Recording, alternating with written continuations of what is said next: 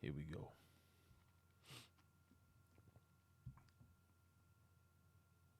Here we go. Ladies and gentlemen, we're about to bring you the Pillaging Podcast. After, yes, another Raiders W. Oh, yeah. Against the Chicago Bears. Yeah. On international soil. Here we go. Yeah, you got to hit that pause button. No, I'm trying to give them two podcasts for the price of one, man.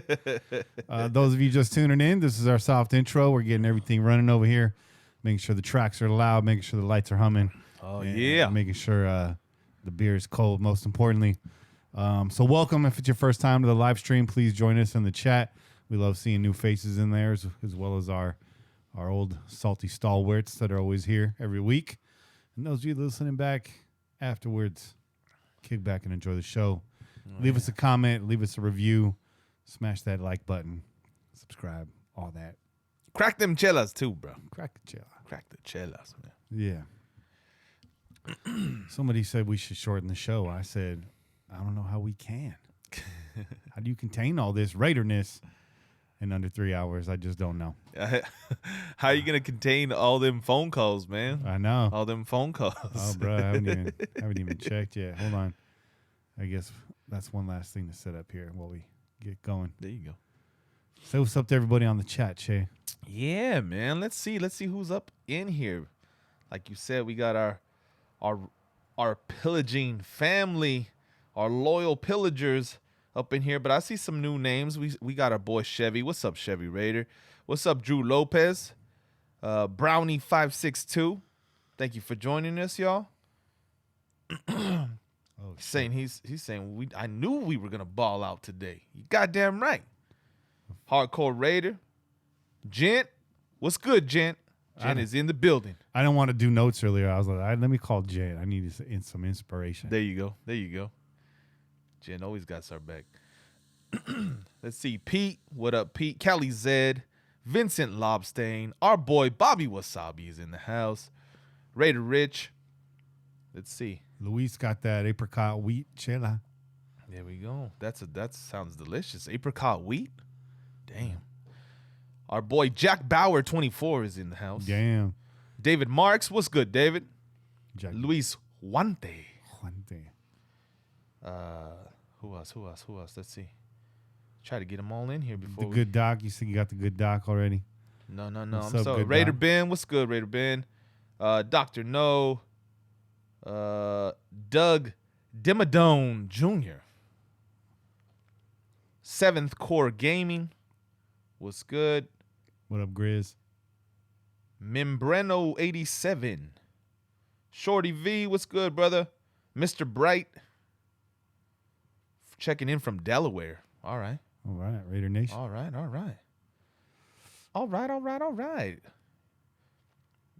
Grizz. Yeah, I think you already said Grizz. And a tribe called Quez. What's up, Quez? What's good, Quez?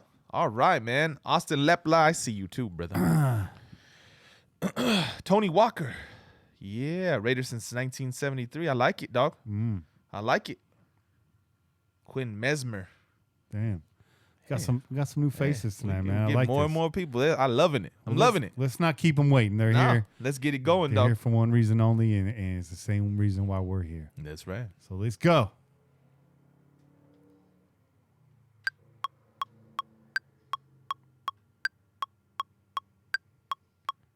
You're listening to the Pillaging Podcast, proud member of the Crow's Nest Podcast Network, companion podcast to PJ4F.com, the #1 podcast in Raider Nation.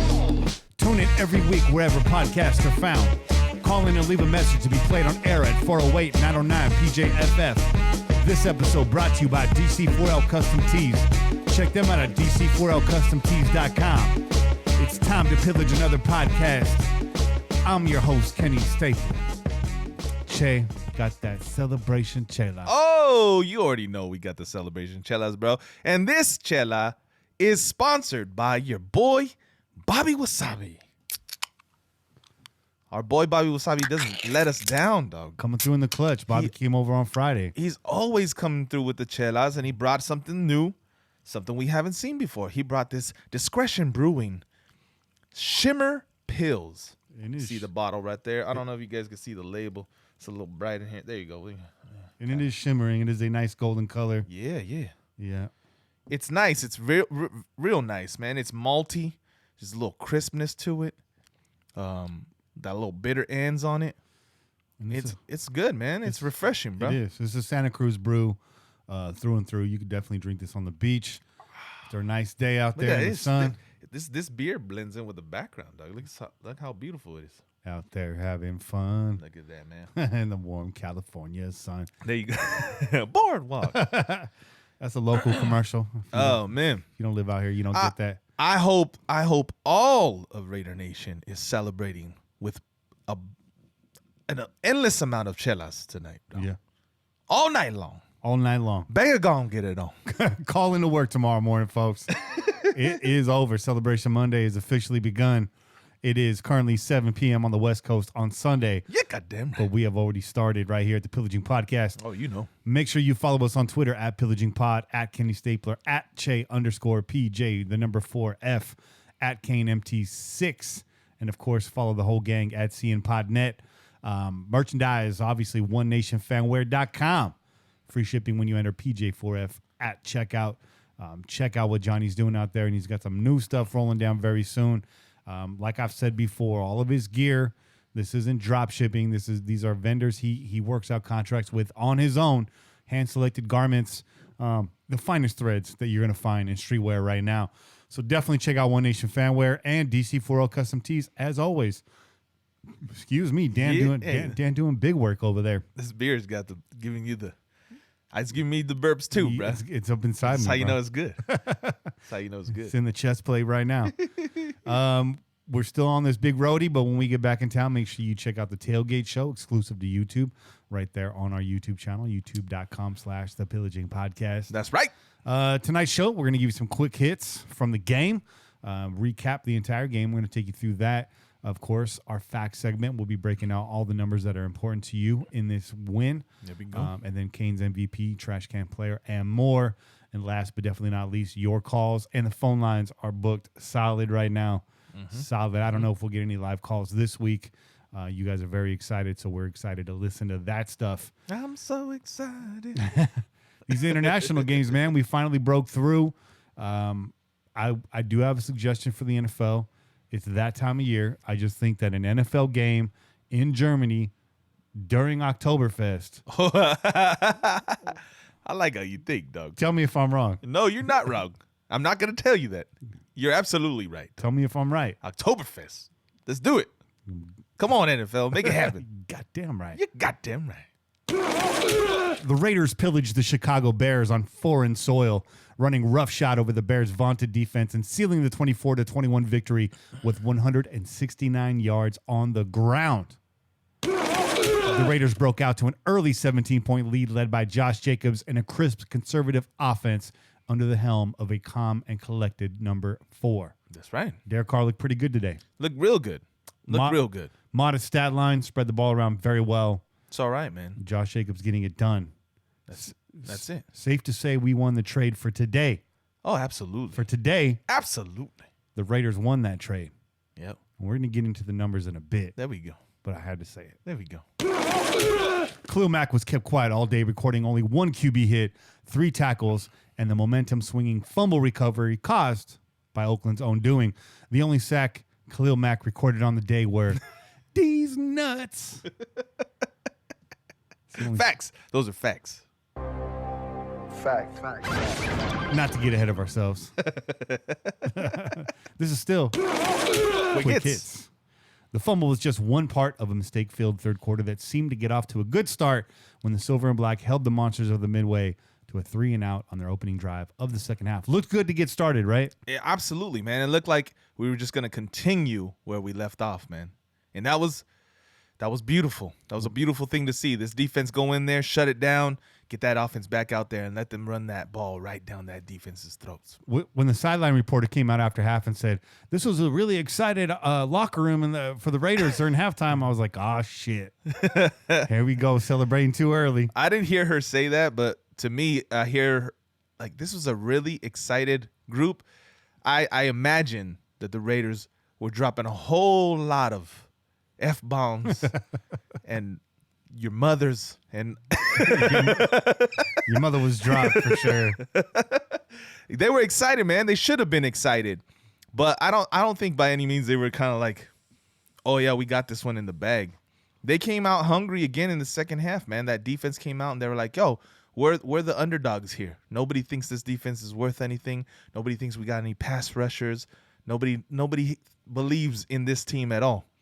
And they showed a little different out there. Yeah.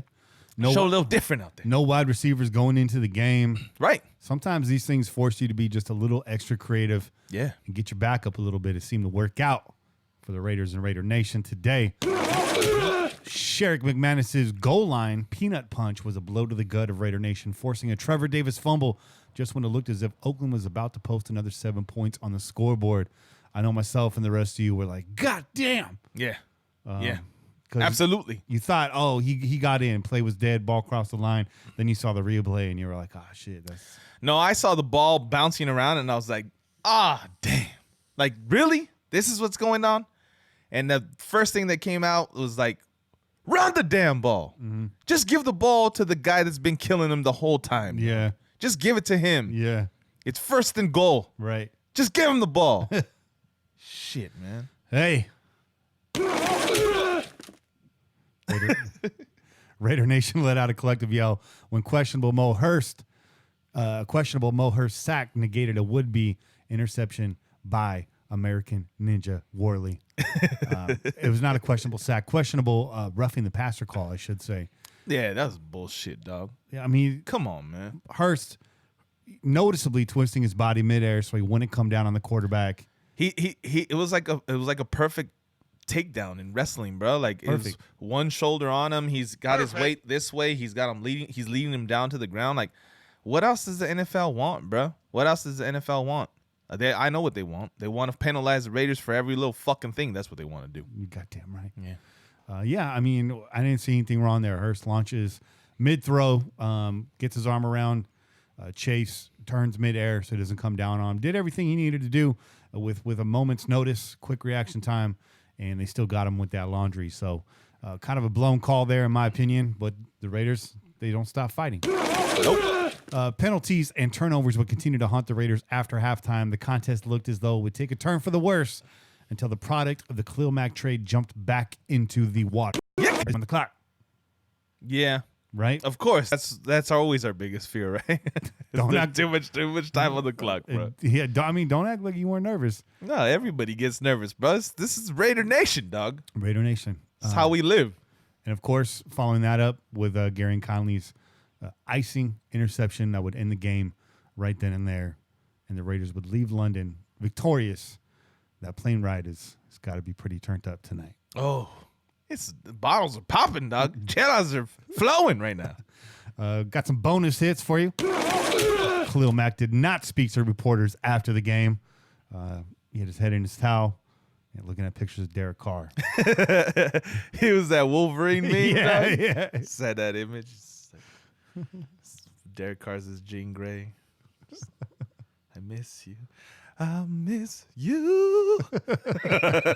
You hit him with that Aaron Hall, dog. Oh, and the only sack Mac got was these nuts. Still. Stay tuned for more updates. Bonus hit.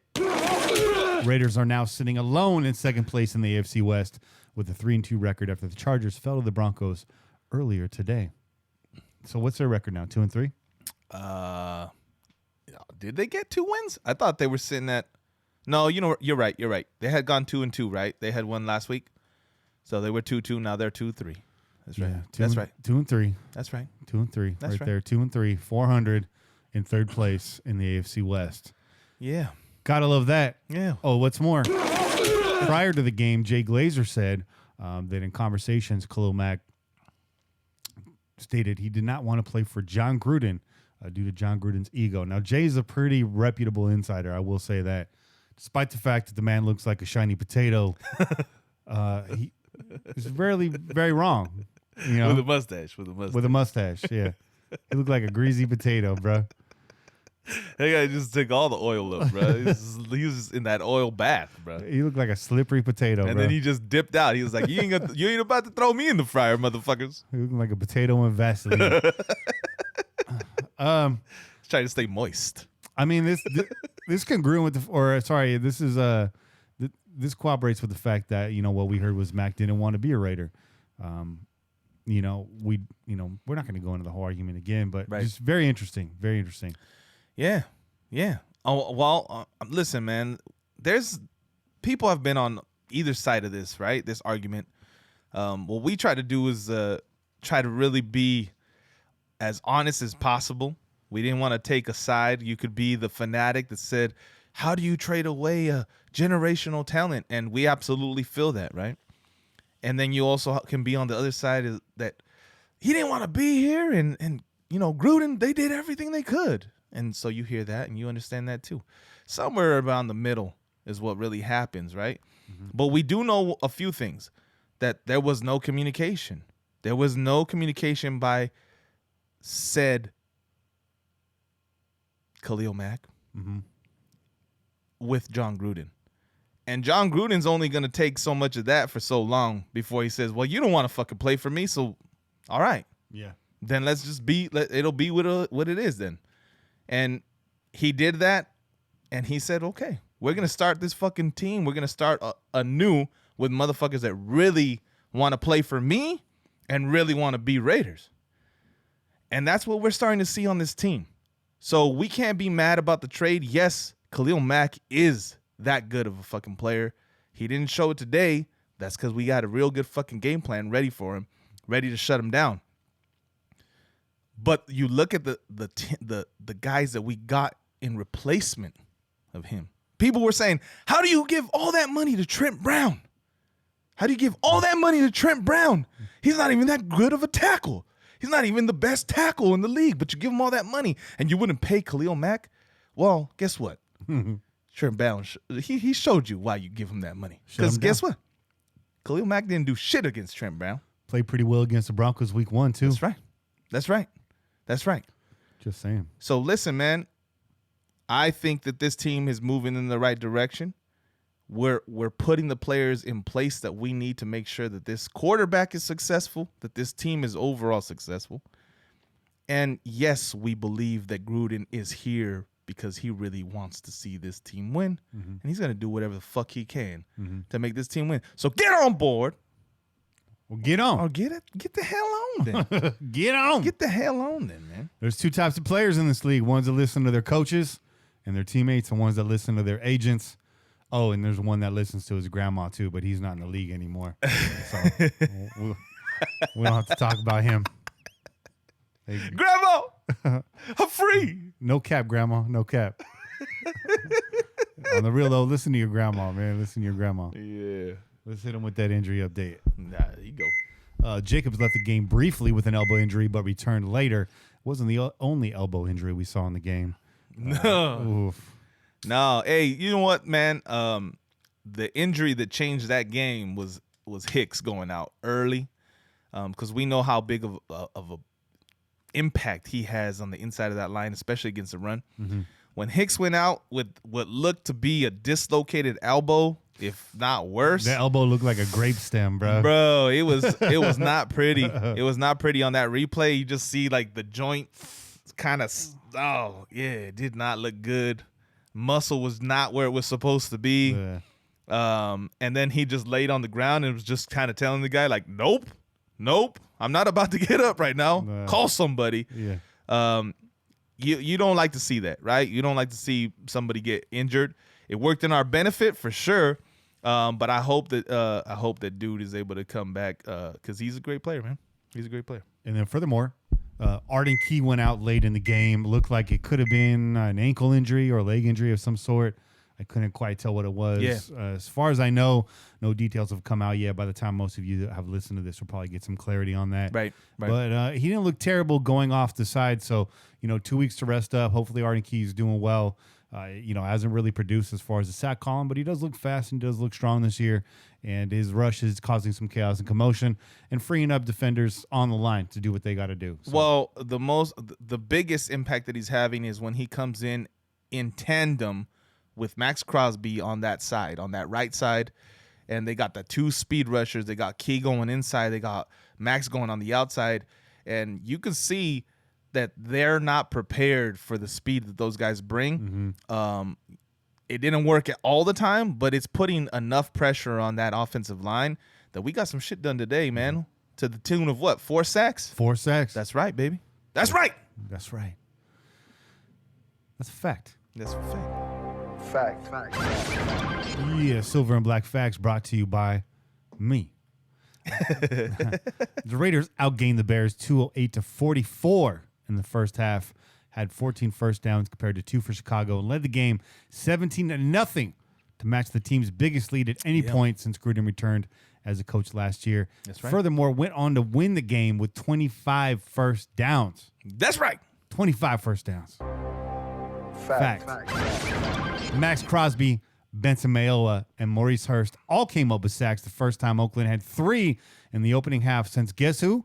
Mac's final season with the team in 2017. Hurst added another on the final play of the game, bringing, as Chase said, the team's total to 4 sacks on the day. Sack. And as your boy Bobby Wasabi said, Mo Hurts. Mo Hurts was getting in the dome.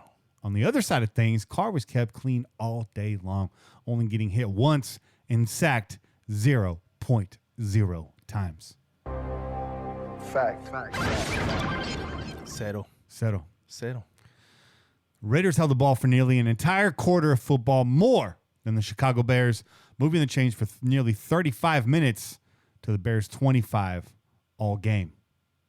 Huge. Bigly. Huge. Derek Carr's numbers were conservative again, all the while spreading the ball around to 9 different receivers. A balanced air and land attack netted nearly 400 yards of total offense for the Raiders in London. Let's take a look at some of those receivers. Yeah, let's look at him. Foster Moreau leading the charts, 4 receptions on 46 yards. 2 of those receptions coming on that final drive. One to extend the chains and one at the very end there to get him a first down down on the goal line. So Moreau definitely doing big work. Trevor Davis, 4 catches, 42 yards. Darren Waller, 4 catches, 39 yards.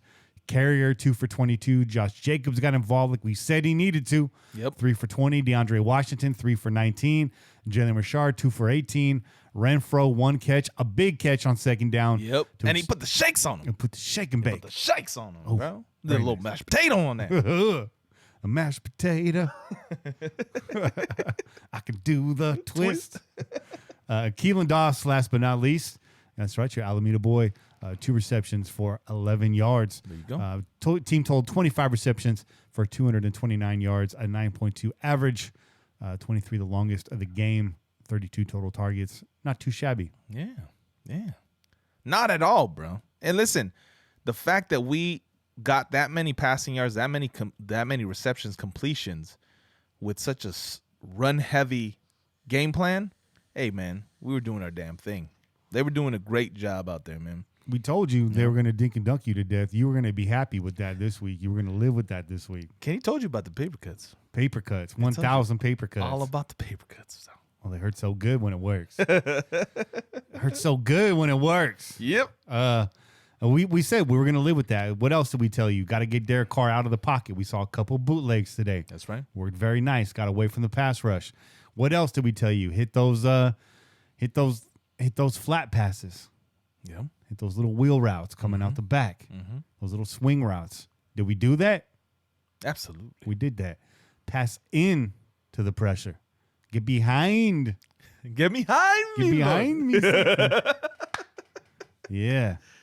Yeah. Everything we told you they needed to do today, they did today with effectiveness, even as far as negating this Chicago pass rush, which we put on the list, but also written off as maybe nearly impossible. But they got a way to get it done. When you got guys like Waller and Moreau staying in the block, which you pointed out, you got a guy like Josh Jacobs that can chip, a guy like Richard that can chip. Hell, you got a guy like Alec Ingold that just teed off today. Yep. Alec Ingold is like the 6th offensive lineman on this team. He is, though. And he gets to have a running start. Yeah. Which is awesome. He's coming full speed. Did you see him pick up the pass rusher off of Trent Brown? Yes, I did. He's like, I got it from here, dog. I got you. Don't you worry. I got your back, though. Richie Incognito blasting a few heads out there, too. Yeah. He drew some laundry. We'll talk about that with Kane. I know he wants to speak on that. But, man, that was your game in a nutshell. Some of the good, some of the bad. We talked about a lot of the good. What was some of the bad today? Oh, I mean, the obvious one is the turnover, right? Mm-hmm. And, we heard Derek Carr talk about it a little bit in the presser, that there might have been a miscue. He didn't want to necessarily allude to who's to blame. Possible that Jacobs thought the play was to the opposite side, or maybe he thought it was completely different play. Mm-hmm. But I put blame on Carr for that too, because a part of you's got to say, wait a minute, this play's all screwed up. Let me just eat this fucking ball right now instead of fucking just trying to throw it out there anyways. So that changed the momentum of the game, because like you said, we came out in that second half, shut the Bears down, and we were ready to get rolling again. The first play that we ran on offense was 5-yard run, and we already knew that the Bears defense was gassed. All we had to do was keep putting that man boob all up on them, dog. All they needed to do is put that man boob on them, dog, and we would have walked away with this game. Mm-hmm. But instead, they get that turnover. They get the ball right there on the 15 of our side, and they go home game. Get with it, bro. You better represent us, and you better fucking do what it is that a home crowd does. If you can't provide that for us, NFL, then don't be scheduling my home games in other fucking countries. Because this is some bullshit. That home game should have been in Oakland, especially during the last season that we will be here. That should have been here. Guess what? It would have been loud as shit and quiet whenever the offense was operating. Yes, this goes a different way. But I do definitely think getting out there early was a decided advantage. And I'll admit when I was wrong. Last week I told you guys the Raiders weren't going to win this game. But I did say that they would be in it more than most people thought just because of getting there earlier. I told you guys the Raiders were going to lose a close one. They ended up winning a close one. Yeah. A lot of things did not go our way, but, a lot of resolve in this team. Yeah. Today. They showed us what they have, man. They showed us fight, and that's all we could ask for, right? We wanted to make sure that we didn't see another replay of Minnesota, them going in there. And, after that first drive where they should have came away with points, and then you have a penalty, takes them out of field goal range, you kind of started to get this weird feeling in your gut like, oh, shit. Mm-hmm. Not one of these ones again. Mm-hmm. Osby, man. Only shows up with one tackle in the stat sheet. Right. But was harassing all day long. And a sack, though. And a sack. Though. Yeah. And a tackle for loss. And I think he got a hand on a ball in there somewhere. He had hands up all game. He did, but it got caught. He got caught. But he did get his hand on the ball, man. I think he must have heard you last week because he had both hands in the air this week. I said you got to work on that left hand block, bro. Mm-hmm. That's what you got to do. You can't just let people go to the other side, man. They go to your weak hand. They're like, oh, you don't block with the left hand.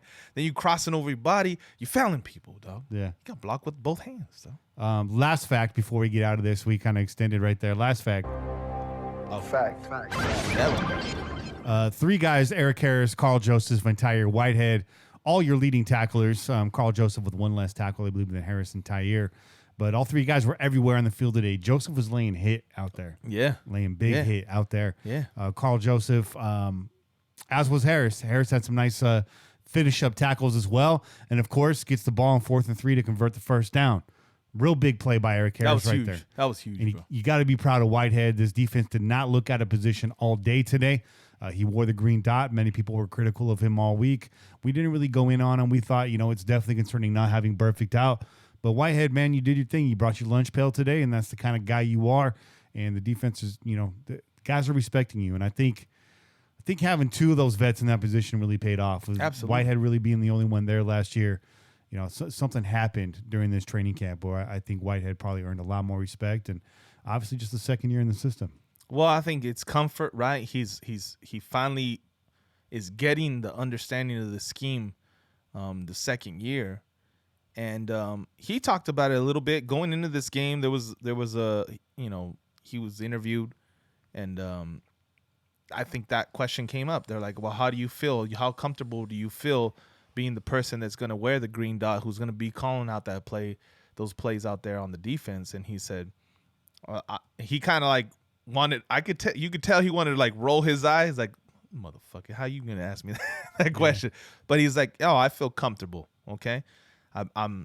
This is the second year in this defense, and I feel real comfortable. We're going to be all right. I'm going to go out there, and everybody's going to do what they got to do. And that's what we saw the defense do, man. Mm-hmm. Yeah, one of the comments he made about the Minnesota game and those other games was people not trusting that their teammates were going to be where they were supposed to be and trying to do too much, right? Following a player when they weren't supposed to, or staying on one side longer than they should have, right? And that opened up the scheme for Minnesota. So he comes out and he says, you know what? As long as we trust each other, we go out there, we know that we know this defense, call the right plays, we follow coach's lead, and we'll be all right. Yeah. And that's what you saw. That's That's exactly what you saw, man.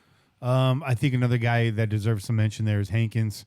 Hankins, I know, got his hand, or seemed to get his hand on that last ball intercepted by Conley.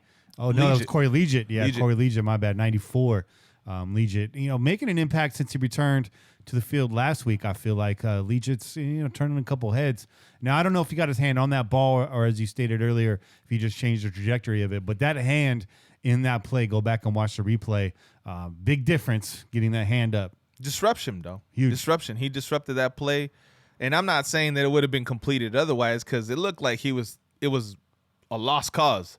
You had a fucking gang of Raiders all in that area with one receiver. But the fact that he put the pressure, and the pressure was being put on Chase Daniels by the whole defensive front, he just threw the ball up. And he crossed his fingers, hoping somebody on his team would come down with it. Khalil Mac wasn't walking through that door. No. He doesn't catch balls. No, he doesn't. He doesn't win games. But we told you that already. Facts. That's going to be our new tagline. We told you that already. Fact. What else to say about this game, man? Some of the bad are just some of the bonehead mistakes. I think Kane's going to point some of that out, so I don't want to steal his thunder too much there. Yeah, but yeah. Just some of the penalties. But overall, how many penalties did we have on the day? I'm not even sure. I did not even look at that earlier. Let's see if I can get it quickly here. Let's see. Maybe not. Maybe I ain't got it. Well, we'll save it for the second segment. Oh, here we go. So the Raiders, 6 penalties for 69 yards. The Bears, 10 for 75. So overall, fairly even in the penalty there. But 6 in an international game, I like that. Yeah. And take that roughing the passer call away. Yeah, it's bullshit. We'll bring it down to 5 and remove 15 yards. So not too shabby there, Raider Nation. I know you guys got to be excited. We're excited. Absolutely. We're so excited. We brought 2 beers to review. Excuse me. Bobby Wasabi brought 2 beers for us to review. So yes, he did. Should we take a small break, Che? Yeah, let's take a break so we can get this other chela up here done. All right, we're going to take a break. We'll come back on the other side with another chela, Kane's Corner. We'll look ahead to Green Bay, and we'll take your phone calls. So stay tuned, Raider Nation. Hang in there. I'm Kenny Stapler. And I'm your boy, Che. We out here. Peace. Go Raiders. Quarterback Chase Daniel takes and fakes and rolling to his right, looking, rolling, throwing into the end zone. Mute that shit, bro. Mute it before it turns on again.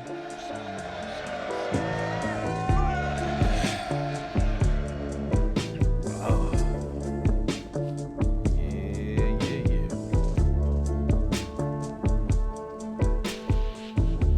Let's see.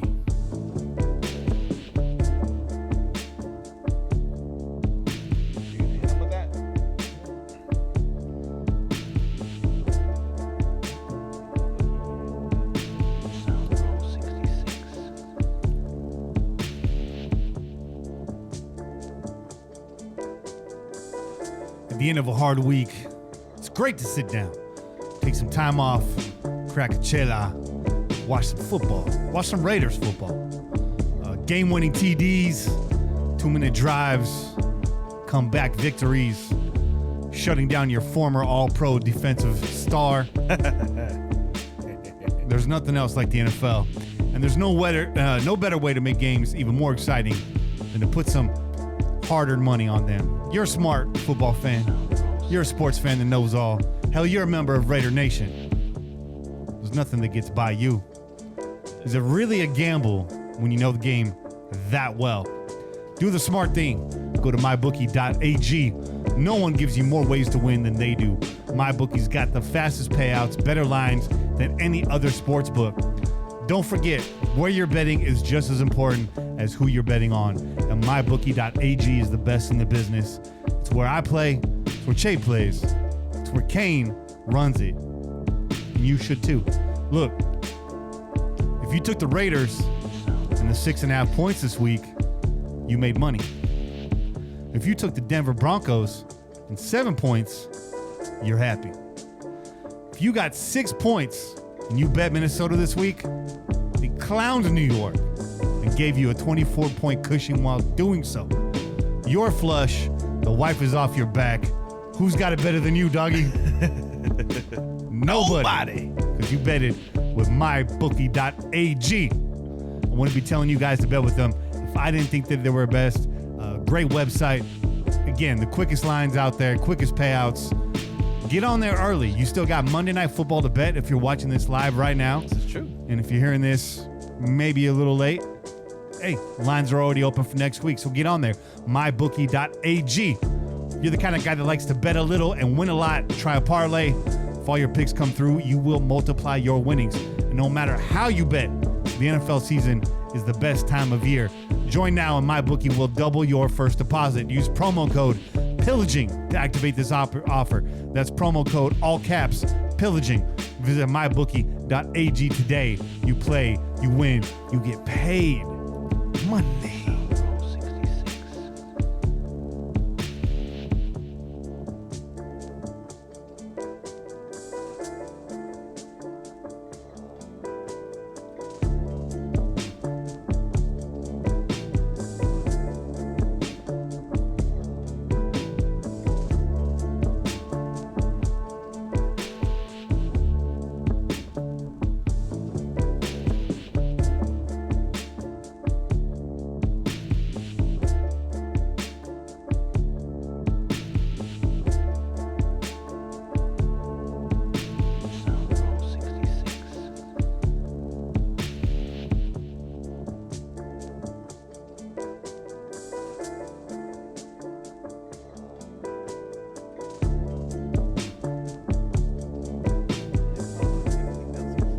We're going to take a quick pause right here while we handle some business. We'll be right back in a couple minutes, guys. Hang in there.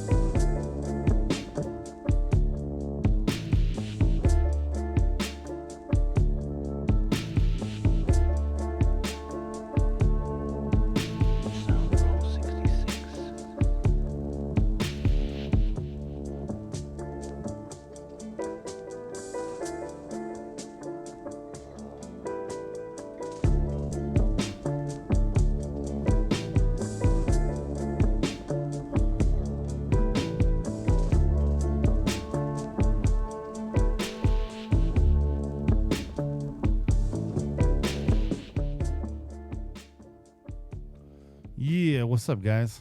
Take a little break with y'all right now. What's going on, Raider Nation? Who's the jaded person out there that's like, no big deal? This means nothing. Come on. Out yourself. Be honest.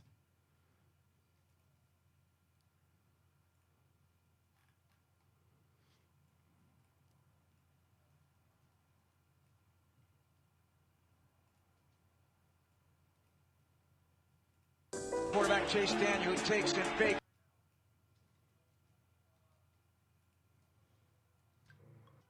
Go Raiders.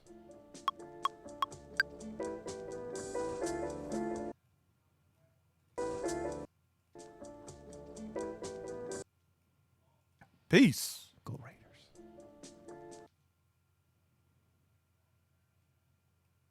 Before it turns on again. Sound roll 66. We'll look ahead to Green Bay, and we'll take your phone calls. So stay tuned, Raider Nation. Hang in there. I'm Kenny Stapler. And I'm your boy Jay. We out here. Peace. Go Raiders.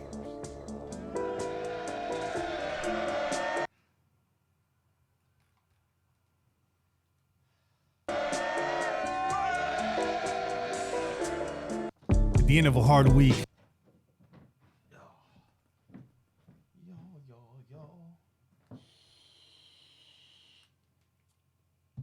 at the end of a hard week, it's great to sit down. Take some time off. .ag today. You play, you win, you get paid money.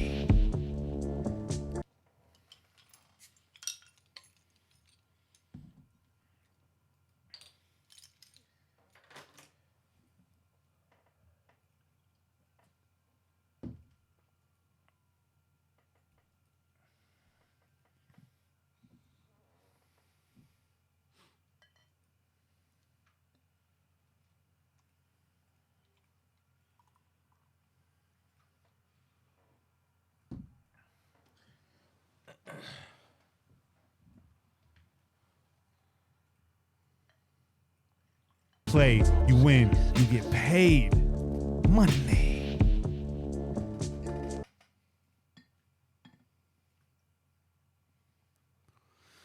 All right.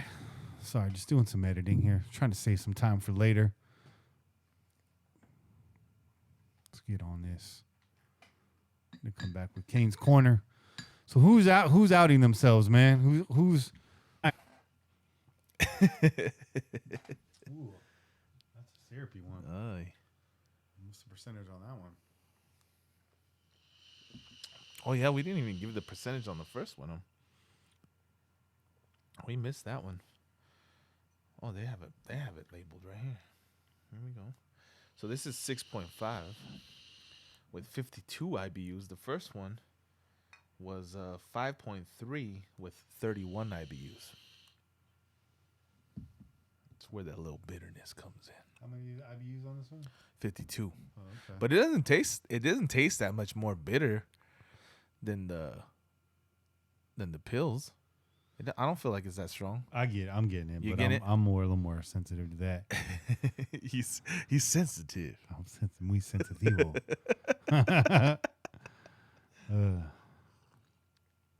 Oh, real quick, let me say what's up to some of the people that joined us while we were doing the damn thing. I saw our boy Noe De Leon was out there. Shout out Noe, El Joey, Tony Walker, Sean Athletics, and Raider Nation. Who else? I see. I believe I saw Leo Monkey is in the chat. Oh, what's up, Leo? I believe that's the first time. Shout out. Thanks for joining us. I know you be watching us though, because we seen the post. We appreciate that. Who else? Let me see. Let me wait. Wow. All the way back down. Our boy Kane. You see Kane's in the chat. He's ready to let y'all know. Yeah. Matter of fact, let me just get him on the phone right now. Okay. 3 Rings Raiders. 3 ring Raiders. Shout out. About to give your boy 3 rings right here. 1 ringy dingy. Shout out Raideroo.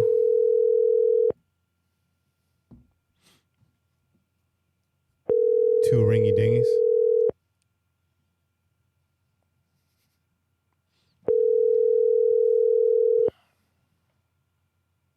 Quentin Mesmer.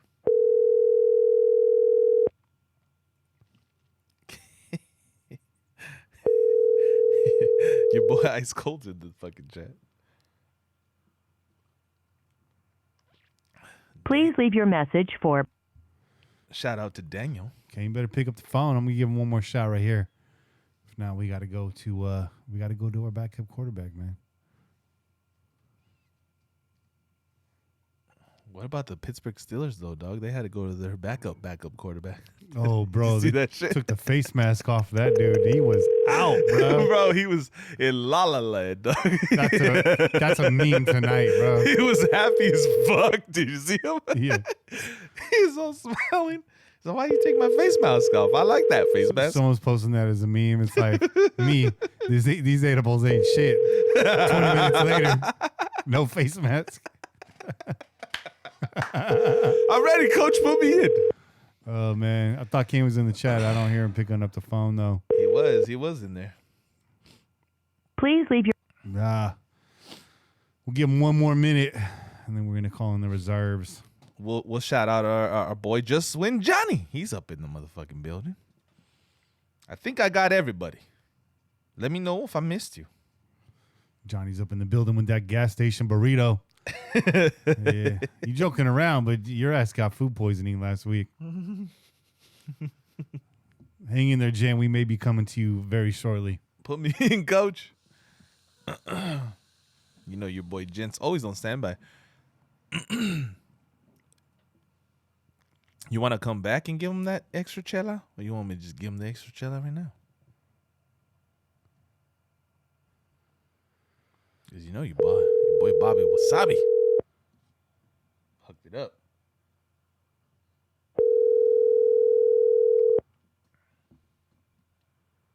I like this, man.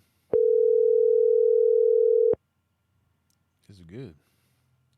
Oh, Angry Trask is here.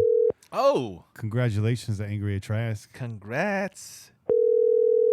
Angria is in the house. Angry +1. +1. please leave your message. It's gonna be a wrap right there, I think. Okay. All right, we'll talk to Jen, and then maybe we'll double back because I know I definitely got to get Kane on here. He's got to back up some of his comments. He made. Yeah, man. He was ready to go. He was ready to fire off some stuff. So I hope you're okay, dog. I hope everything's fine. Yeah. Let me get this number in here. What do you think, though? What do you think about the chela? We'll do it right now. We'll do it right now. When we come back? Yeah, we'll do it right Okay. now. Just one.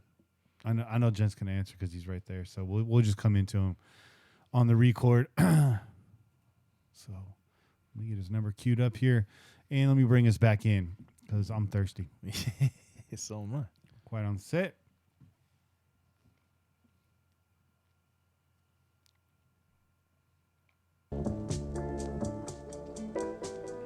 And we're back on the air.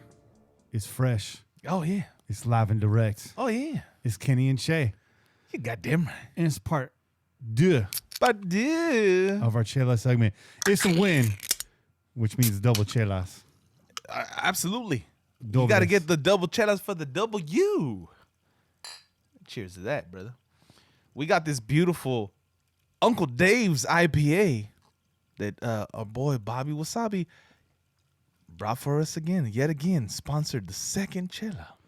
This is delicious. It's caramel flavor up front, but it's definitely got that bitterness on the back end. It's like a sweet, bitter day. Yeah. Hey, listen, it's beautiful. Let me give him that label shot right there. It's another Discretion Brewing brew. Beautiful. Look at the color on that one. That's nice, dark. The first one, the pills, was lighter, right? But the color on this one is nice. It's caramel. Yeah, man. There's like fruity sweetness to it, right? There's those fruity notes on it. But it's an IPA, so you got a little bit of that bitterness on the end, but the bitterness isn't overpowering, right? So we were talking about the first one. We didn't even tell you the percentage on it. The pills was 5.3 with 31 IBUs. So that's the reason why we had a little bit of that bitterness on the end of that beer. And this one is 6.5. You know, not too shabby. It's not too strong. It's not gonna like knock you out right away. But you drink a few of these, it'll get the job done. Mm-hmm. But it has 52 IBUs. But I'm not even really tasting it. Your boy Kenny said he can feel it a little bit more. But I don't even get the bitterness that strong because of the sweetness of the beer, that fruity flavor that's kind of masking the bitterness on this. Any complaints in the chat, but those things are out of our hands. We just got to roll with it. Those of you listening to the audio feed, clear, pristine audio quality as always for you guys. So Absolutely. count your blessings. And you don't have to look at my ugly face every Sunday night either. Wish I was born rich instead of good looking. You know what I mean? Speaking of which, I actually went to the Halloween haunt last night. Hey. Yeah, saw some scary houses. Hey man, you talking about how ugly you are. I was thinking you were about to say you got a job application or something, dog. You know, they actually send me the application every year to be an actor out there at Great America. Do they know shit? I'm on the For real? Yeah. That's what's up. Who better, man? You love fucking horror flicks. I know. I could see you out there chasing motherfuckers with a chainsaw, dog. I'm just saying. Oh, I'm bound to get the whole thing shut down. Kenny took things too far, okay? He was not going according to protocol, okay? Nobody told him to jump off the second story of that building on top of these people. Come on now. We kept trying to tell him Kenny Stapler Hands is not a real character. I was like, He didn't know. He'll come running after you like, watch out now. Yeah, it was dope. We took in 3 haunted houses while we were out there. It was real nice. Took in a couple rides. You might have That's seen me dope. periscope myself on the vomit blender out there. The Orbit is the name of one of my favorite rides out there. That's the vomit blender? That's what they call it? The thing just spins around. No shit. It spins around and then it gets vertical. Oh, okay. Yeah. Okay. Nobody in my group wanted to ride, but I got on that. I slammed a blood orange cider, which was closer to like a blood orange sour. Okay. It was real good. Slammed one of those and jumped on that thing. As soon as I finished it, they opened the gate and I was on. I was like, let's go. What am I supposed to do? Not go on this? Come on. What do? What am I to do about this, man? But listen closely to the Periscope because I don't know. I'm not going to ruin it, but just listen closely to the people around me on the ride. It was pretty funny. I don't want to even repeat it on this show. But yeah, let's get Kane on here, man. He's waiting right now. Yeah, let's do it. Let's do it.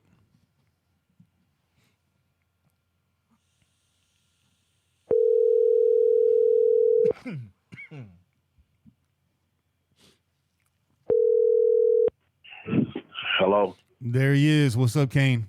Yeah, boy. Hey, what's happening? Hey, it's Kane's Corner, brought to you every week by NFLshop.com. Go to PJ4F.com, click.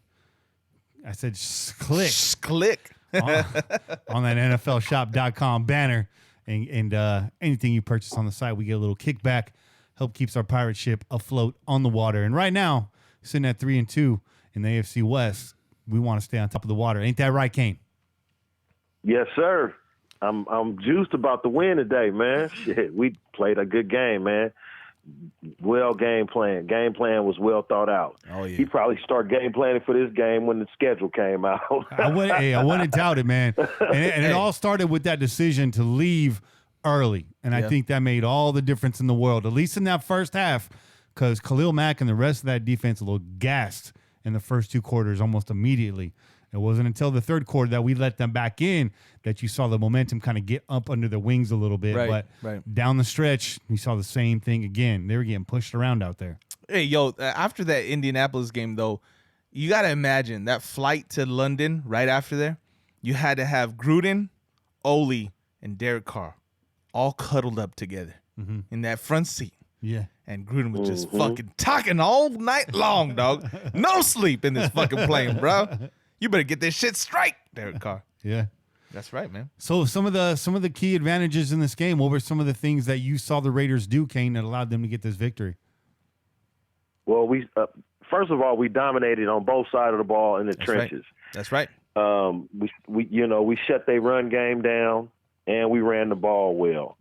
And we neutralized Khalil Mac. 0 sacks, 3 tackles. I'm proud. Hands up, hands out to the Raiders offensive line and Tom Cable for the game plan against Mac. It was awesome.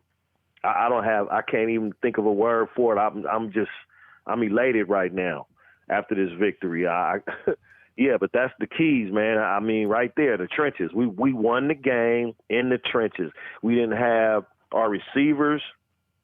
We had young tight ends, a rookie running back. Our offensive line has been pieced together because of injuries. and Incognito back was, he was listed as questionable coming into the game. I mean, we put it together, man, in the trenches. That's where it all started, and that's where it all ended. So with so many great players getting the job done on both sides of the ball down there in the nasties, who are you going to give this MVP to? I'm going to give the MVP, the game MVP. Mm-hmm.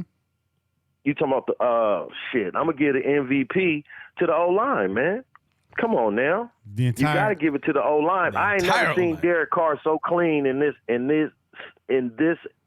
last year and a half than I did today. Now, clean pocket, time to look downfield. I'm O-line, hands down. Now tell me if I'm wrong, but the Raiders would be the first team this season to hold the Chicago Bears sackless. I'm going to use the word sackless for an entire 4 quarters of football. Am I right? You're right. And you know what else they are? They're the first team to put up that much rush yards on the Bears. That's right. In a game. That's right. In the last since Mac been there. So the offensive line, you're the real MVP. You're the real MVP. Mm-hmm. Can't argue with that. The whole line. You know what? You know who's been doing well is Good.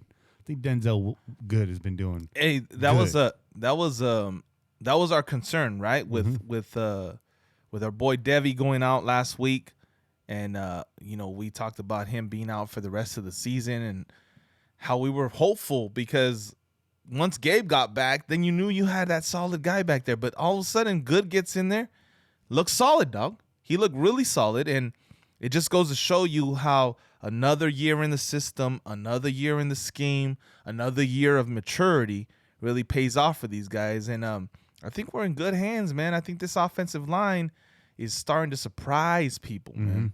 It's a beautiful thing. And absolutely, man, Kane got it absolutely right. It's the MVP of this week, man, for sure. And shout out to Richie Incognito, who showed up on the injury report this week for getting out there because it was looking real dark there, thinking that Richie wasn't going to be able to go. 64 definitely an asset today, but not all good for Richie Incognito. So who's your trash can player this week, Kane? You know what? Y'all going to be mad at me, the people that's listening to this, but I'm going to say Richie Incognito was our trash can player. He took us out of scoring position 2 times. This game could have been, other than the Carr mistake, this game could have been, we could have won by at least 10 more points had Richie Incognito not took us out of scoring position twice. Yeah, I'm not going to argue with you on that. With the game, without that pitch gone wrong, Che had stated earlier, this game could have been a rout. So with that said, and just the fact that they fought their way back in this was a team effort all the way around. Finding a Reggie Nelson trash can player of the week on the squad was going to be difficult. Yeah. So who do you got to give it to? We only had 6 penalties on the day. Richie Incognito, responsible for 2 of those, and 2 of those coming with the Raiders in scoring position. So I'm not going to argue with that at all, Kane. Yeah. Not at all. It's fair. I think that's a good pick. It's fair. And before anybody gets upset about it, just really take time to consider that. Kane, we're going to be rooting for Richie Incognito next week. We're gonna absolutely. So it's just. Oh, absolutely. I'm a Richie Incognito fan after seeing him get on the field being listed as questionable all week. Mm-hmm. Absolutely. So I believe he was a big factor in helping neutralize Mac. Huge. He's a bully. He's a bully too. Huge. Mac ain't just a bully by itself. We got some bullies over here too, and we showed that today in them trenches, where it all starts and begins. Yeah, and ended today. And the interior of that Bears defensive line, no slouch either. So Richie Incognito did his work, but we had to give it to somebody. So unfortunately, Richie, we'll give it to you. And if you hear this and you get angry, good. We like it when you're angry. Facts. Those are facts, though. So early in the, Hey, we got to give a game ball to I didn't mean to cut you off, Kenny. Real quick, I want to give a game ball to Tom Cable. We've been knocking this man since he got hired. You know what I'm saying? We've been saying all the line and shit because of Tom Cable. Go back and look at Seattle, blah, blah, blah, blah, blah. We've been hearing that since the man got hired. Today, let's give him a game ball and say, congratulations, Tom Cable, for pulling us through this game today. And I'd put that out there earlier today. I was asking, Raider Nation after the game, are people coming around on Tom Cable now? Has he redeemed himself? A yes, a no, still too early to tell. Right. Responses were pretty much split between A and C. A lot of people said yes. I think it was like 50%. Somewhere around 40% said still too early. But, You know, you see in this line in their second year, some of these newer guys, but the newer guys being vets that can plug in. You know, Tom Cable's definitely got type of guys he wants. Trent Brown's a big guy, but he can move around. We're seeing now Colton Miller's footwork is the real deal when he's not dealing with an ankle injury. We already know Rodney Hudson can do anything you ask him to do, and Rich Incognito ain't going to listen to you. He's just going to smash people in the fucking mouth. And you'll see what happens when Gabe Jackson comes back. So I can't wait for that, though. Tom Cable mixed now with these new wrinkles, with Ole and Gruden mixing in power and mixing in some cutbacks, the zone plus the power blocking scheme, it's all working together.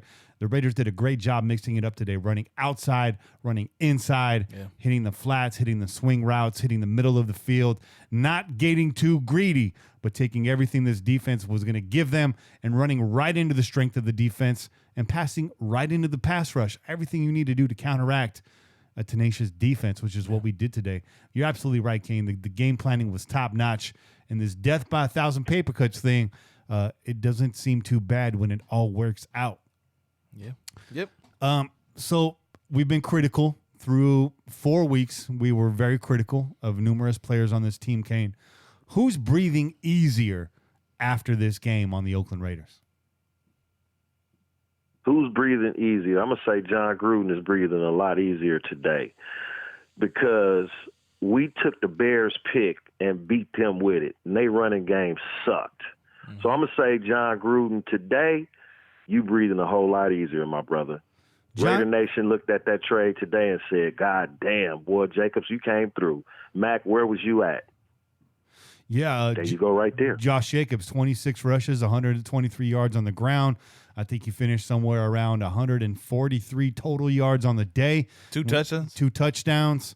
Khalil Mac, you already read off his stat line. We'll keep saying it. 3 tackles, 0 fumbles, 1 fumble recovery caused by ourselves, and 1 quarterback hit. You know, very minimal considering what we heard Khalil Mac was going to do. So today, and if maybe not just for today only, you know, the Raiders definitely won that trade. But you're right. John Gruden, a lot riding on this game. Obviously, the Khalil Mac trade and all the comments surrounding that, going into it, coming out of it, that's on the line. John Gruden getting condemned for his conservative play calling. Well, that worked out just fine for him today. So a lot of things basically got John off the metaphorical hot seat. I won't say he's on a real hot seat, but we were all lighting his ass up a little bit. And Paul Gunther as well. Yeah. Defense played really well today.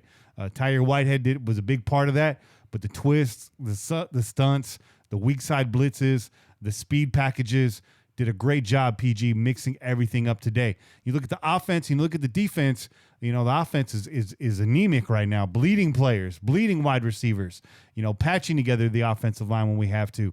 And Paul Gunther's defense, you know, hanging in there. So a big credit to Gunther and his staff on that side of the ball as well. And special teams getting it done, too, when they could. We saw Renfro in there for a punt return. Yeah, you had to get them sure hands in there, though. It's going to be interesting to see if that was just for this week.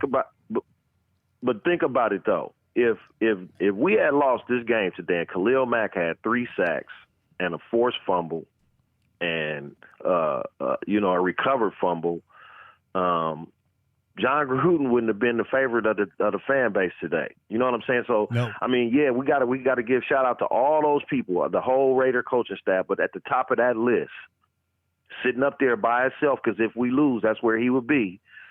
He got to be the one that's breathing the easiest. Yeah, Came absolutely. in here, you traded the best player, Hall of Fame player. Been hearing about it since you've been here. It didn't go well last year, 4-12. You know, we going into this game. Mac's talking shit now. He don't like this. He didn't want to be here, this, that, whatever the case may be. We hear the rumors, whatever. John Gruden just calmly and collectively game planned this motherfucker out of the game and then went out and won it. So who's breathing a breath of fresh air in that Raider locker room today? Most of all, It's John Gruden. Big John. And I will say this, it's kind of a weird situation to be in. You know, Josh Jacobs definitely wins the day over Khalil Mack, but it doesn't end the argument, right? It's definitely a tick in our column. But if Khalil Mack tees off today, that's the last bullet in the gun. That's a nail in the coffin on that debate. We lose this game horribly and Khalil Mack tees off, that's it. The conversation's over as far as most people are concerned. So at least now we buy ourselves a little bit more time. and we had a little bit more fuel to our fire in that debate. So I like that. I like that take a lot, Kane. Absolutely. Looking ahead now to Green Bay. Now, obviously, Oakland's got a week off. We got a bye week. We saw what we can do to the Denver Broncos, now a much lesser team, had the whole offseason to prepare. I think there's a lot of truth to what you said, and John game planning this game way ahead of time against Khalil Mac and the Bears. I do believe that. What does this bye week do for us in terms of prepping for Green Bay, a team that won today based off of, Dak Prescott throwing 3 picks? Look at this quarterback. Every time it makes me laugh. Somebody sent me that meme today with Dak's picture. But let's talk a little bit about this Green Bay game. I mean, we got a lot of time to talk about it, but let's dive right in. This is a team similar to Oakland in some categories, but they are one of the worst run defenses in the league. They're averaging I think about 142 yards per game, which doesn't seem right, but I looked that up on ESPN's team standings. Green Bay give it up the Nappy dugout on the ground. Green Bay stingy in the red zone, however, giving up a lot of yards on the ground, but only giving up 69 points on the season. So I think that's like top 10 for them. They got a +4 turnover differential today. Again, helped out 3 interceptions. And then both offenses ranked evenly in terms of yardage. I mean, those are kind of the numbers there for Green Bay and Oakland. What are some of the keys to beating Green Bay? Run the ball. Yep. Mm-hmm. Right now, run the ball. I haven't looked at the numbers, but I got to say Josh Jacobs is a top 5 rusher in the NFL. I can't be wrong with that. I mean, without looking at the numbers, and, I'm throwing this out there, but shit, he's got to be in the top 5. I'm going to look it up for you right now. You got to run the ball. This is a strength of our team, huh? I'm going to look it up for you right now. Oh, okay, yeah. This is the strength of our team. The run the ball and get the ball to the tight ends. That's what we do. We even got Foster Moreau looking good as a tight end right now. So running the ball and getting the ball out to the tight ends, getting the ball out to even Trevor Davis is showing up, giving us a little something for the defense to look out for. But for the most part, against Green Bay, you need to run the ball, win the game in the trenches again. This is what we do. This is our identity now. So Josh, this is what we got to do going forward. Josh Jacobs is 73 yards off of the first place. Chris Carson for Seattle, number 1, had a big game, obviously, on Monday night. But Josh Jacobs, 62 rushes for 370 yards, currently ranked 11th in the league on rushing yards alone. This is also after a limited game against Minnesota, right? Yep. So we haven't seen him go out there at full strength all 4 games, man. So I'm gonna give him benefit of the doubt. I think what he's been showing on film definitely tells you he's a top 5 back. And after today's performance, even more so, because it doesn't look like they have today's numbers added to that tally. It doesn't, no. And I think too, Josh Jacobs obviously number 1 amongst rookie running backs.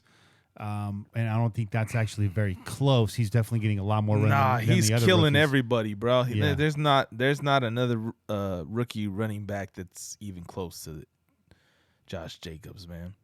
He's running away with the rookie of the year, bro. 11th is pretty far down the line. He doesn't look like he's playing 11th ranked rushing. You know what I'm saying? Like Chase said. But that's after 3 games, dog. That's after 3 games. Those stats that are on that list right now, they're not updated to this week. So at the end of this week, you'll get updated stats. That's after 3 games, and that's where we know he had 2 games, really, right? He had the Broncos game. The Broncos game, the Chiefs game, and then Minnesota, he was not really all 100%.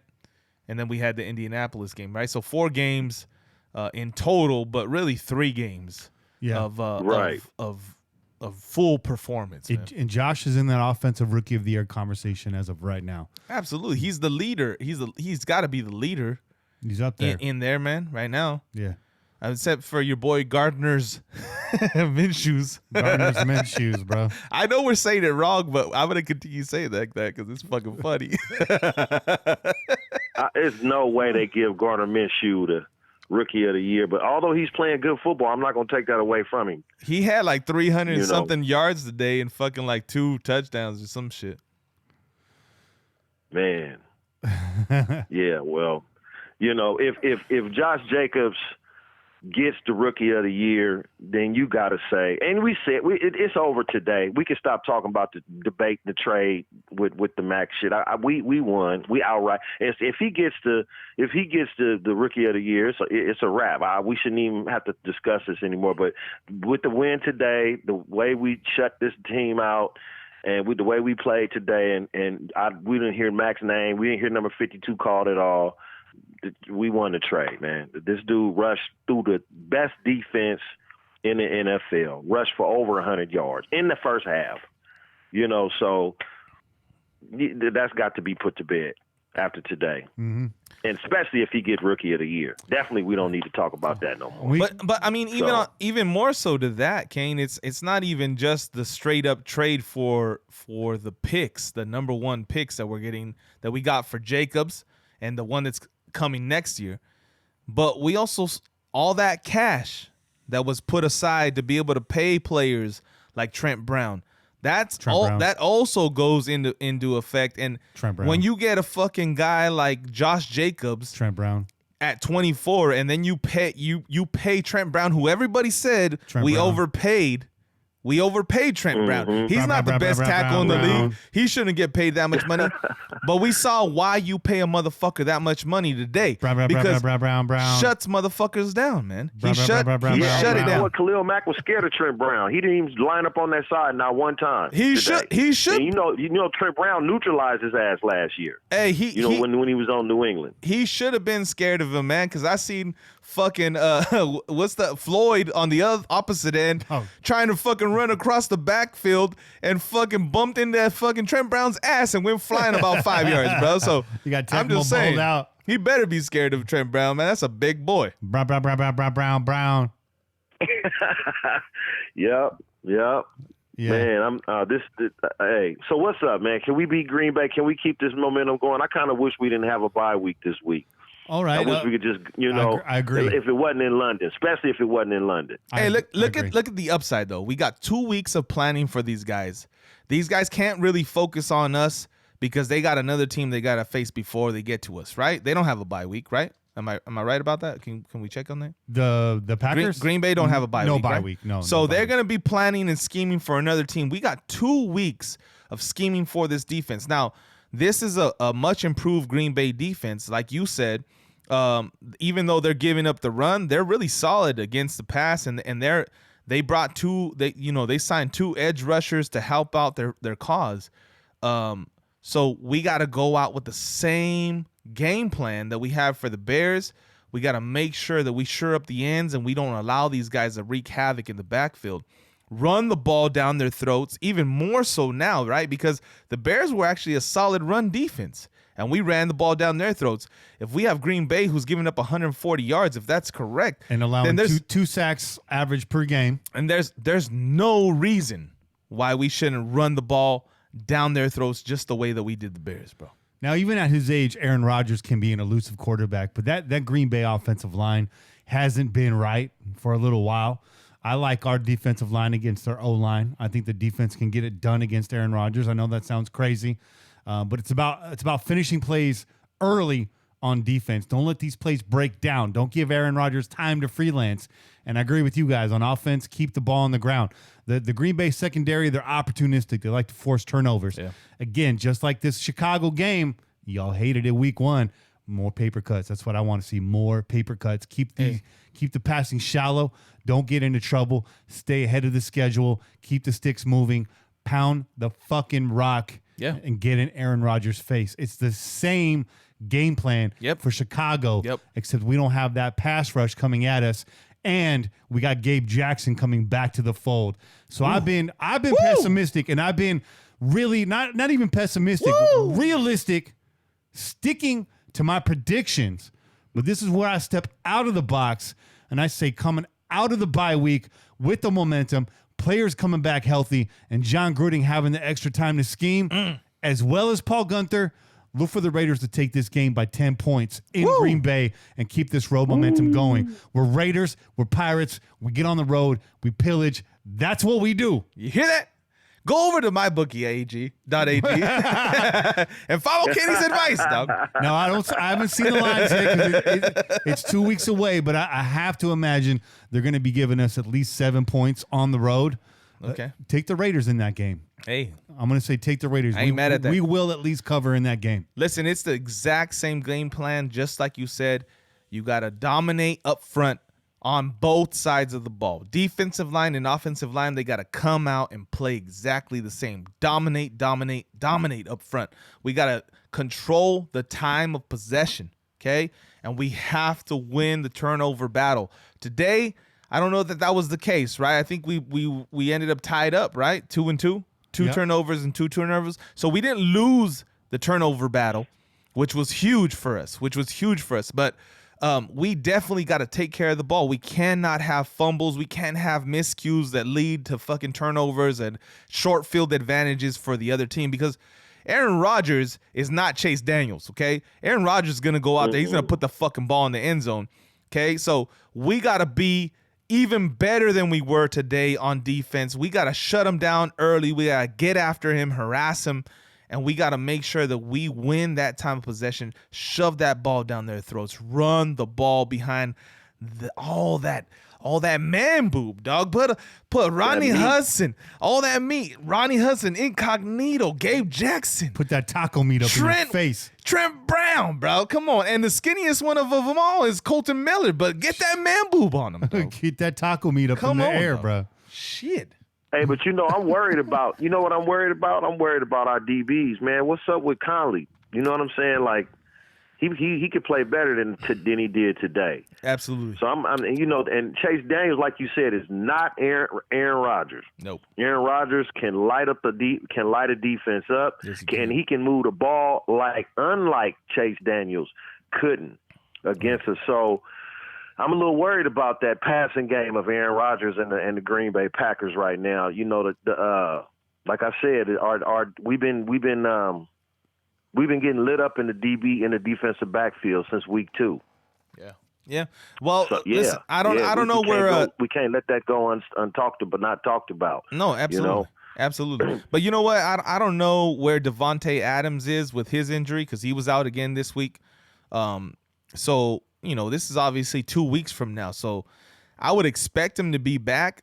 And like you said, that passing game, that's a whole different passing game that we're dealing with. This isn't fucking the Bears passing game. This isn't fucking Chase Daniels. This isn't fucking Mitch Trubisky. Okay, this is fucking Aaron Rodgers, the consensus number 1 quarterback in the league. Everybody believes this guy, regardless of titles and all that kind of stuff. Regardless of his of whether or not he has all the Super Bowl rings that Tom Brady does, everybody says this guy's the best quarterback in the league. I'd take Aaron Rodgers on my squad over Tom Brady. Hey. So absolutely. So you gotta be prepared. This guy's a smart motherfucker. He can move. He's got legs. I saw a little bit of that before I came over here. I saw that game, and this offense is different. This is a much more talented offense because of the quarterback that's at helm. So we gotta be at our best, man. We can't have any miscues. We can't have any penalties. And like you said, Conley's got to snap out of it. Now I don't know. I was talking to Kenny about it before, too, because we were rewatching the highlights and all that. And I just feel like Conley's not himself. Like, that concussion is still kind of affecting his play. Or maybe there's another injury that we're not really aware of, and he's just kind of muscling it out. But we also missing safety help, too. It's a combination of things. But I noticed that he try to do too much, and the safety be out of play a lot of times too. Yeah. I'm just worried about that whole defensive backfield as a whole. Without Abram, you know what I'm saying? I mean, Eric Harris is the man, but I'm seeing the safeties be out of position on some plays. Yeah, too. I saw that too. It's leaving Conley to look like he getting burnt. Yeah, you know what I'm saying? Yeah. Well, and that's why we need the 2 weeks, dog. Right? Because we're gonna go against an elite fucking quarterback, and we need the 2 weeks to scheme against this offense so that these fucking players ain't out of position. There's no excuse. You got 2 weeks to prepare for these guys. You got to be on your fucking P's and Q's and play at your best, man. And don't look now. Especially against Aaron Rodgers. Don't look now, but with 4.5 minutes left in the fourth quarter, It's a 30-second timeout. the Colts are leading the Chiefs right now. Uh-oh. Oh, yeah, I'm watching it, too, while I'm talking to y'all. Yeah, 16-10, man.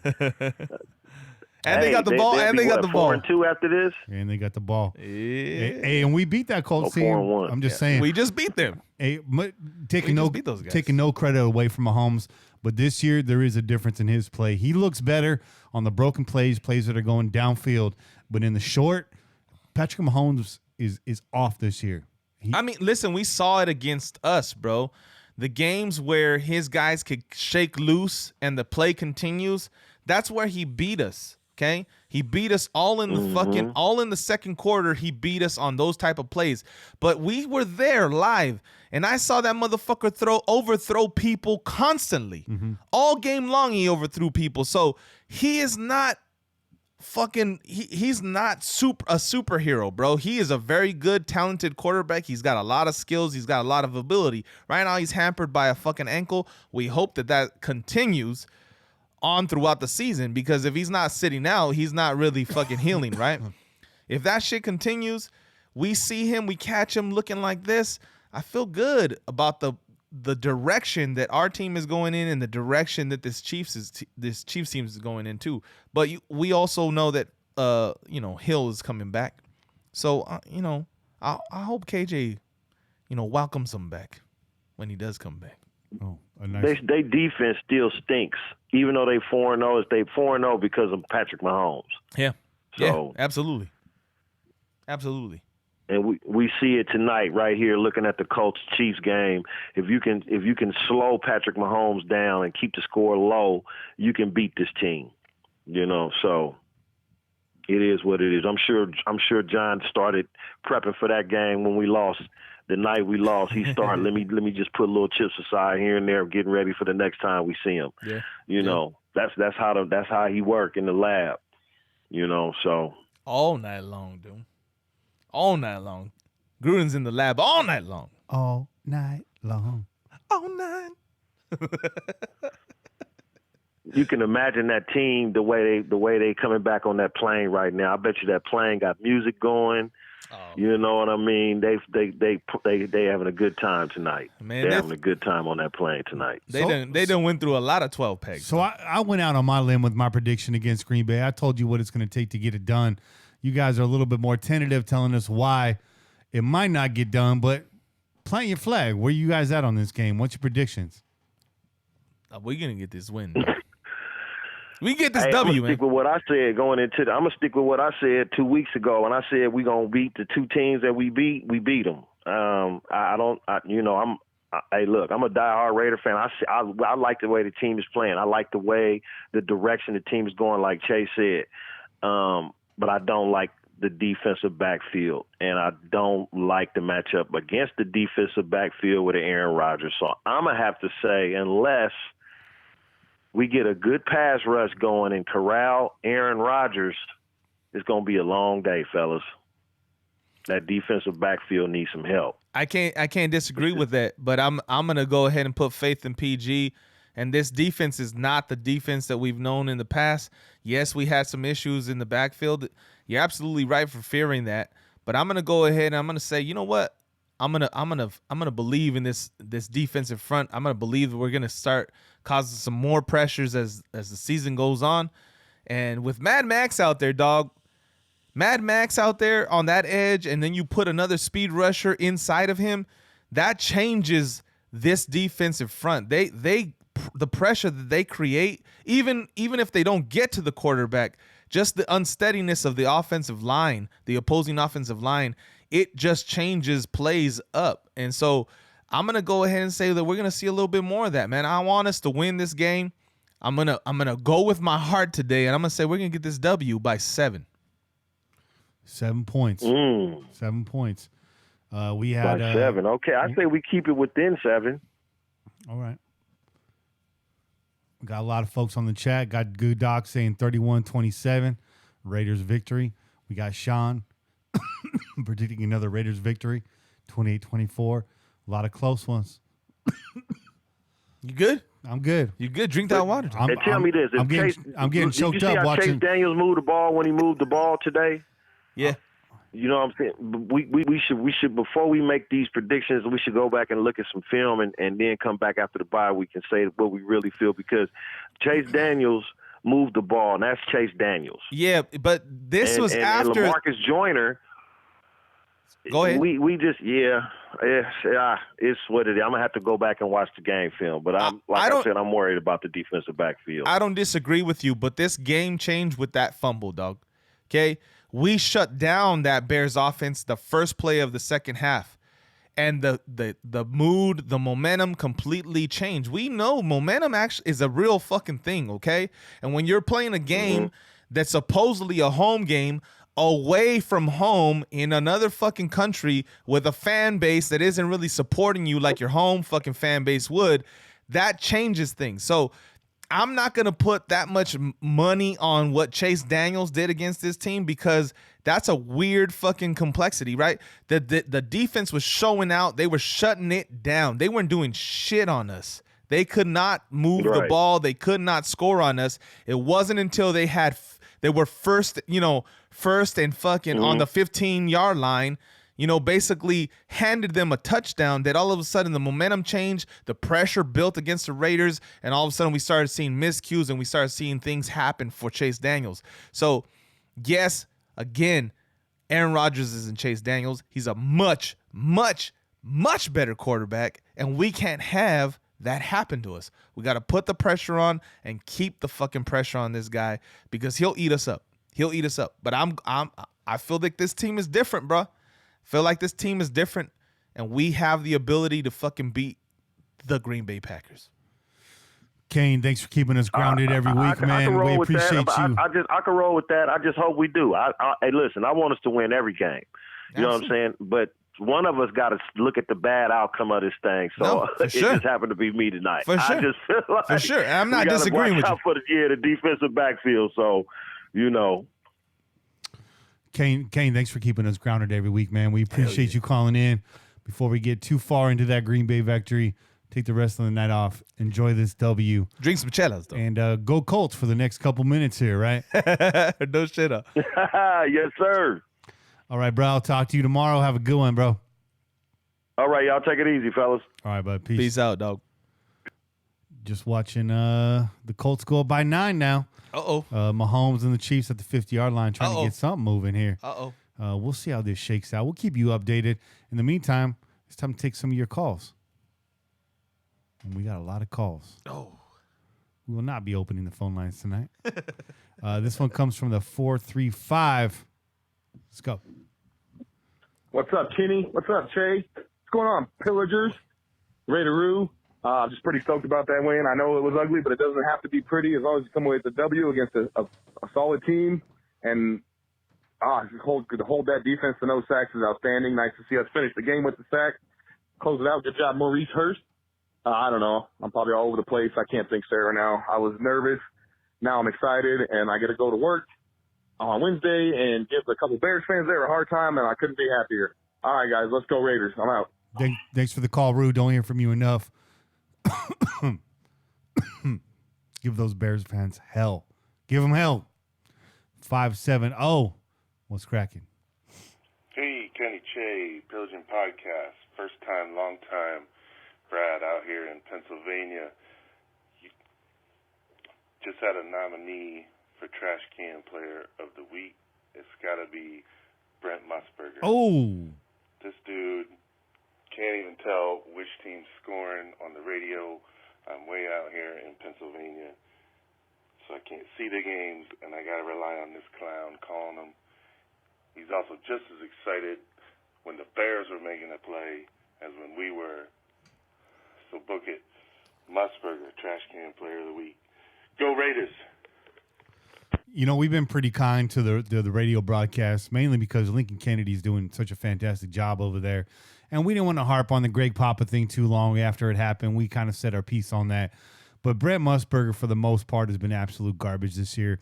I've had a chance to listen to some of these replays. I like to listen to it through Game Pass, which actually brings me, Brad, I think your name's Brad out there in Pennsylvania. spend the $100 on Game Pass, bro. It's worth it.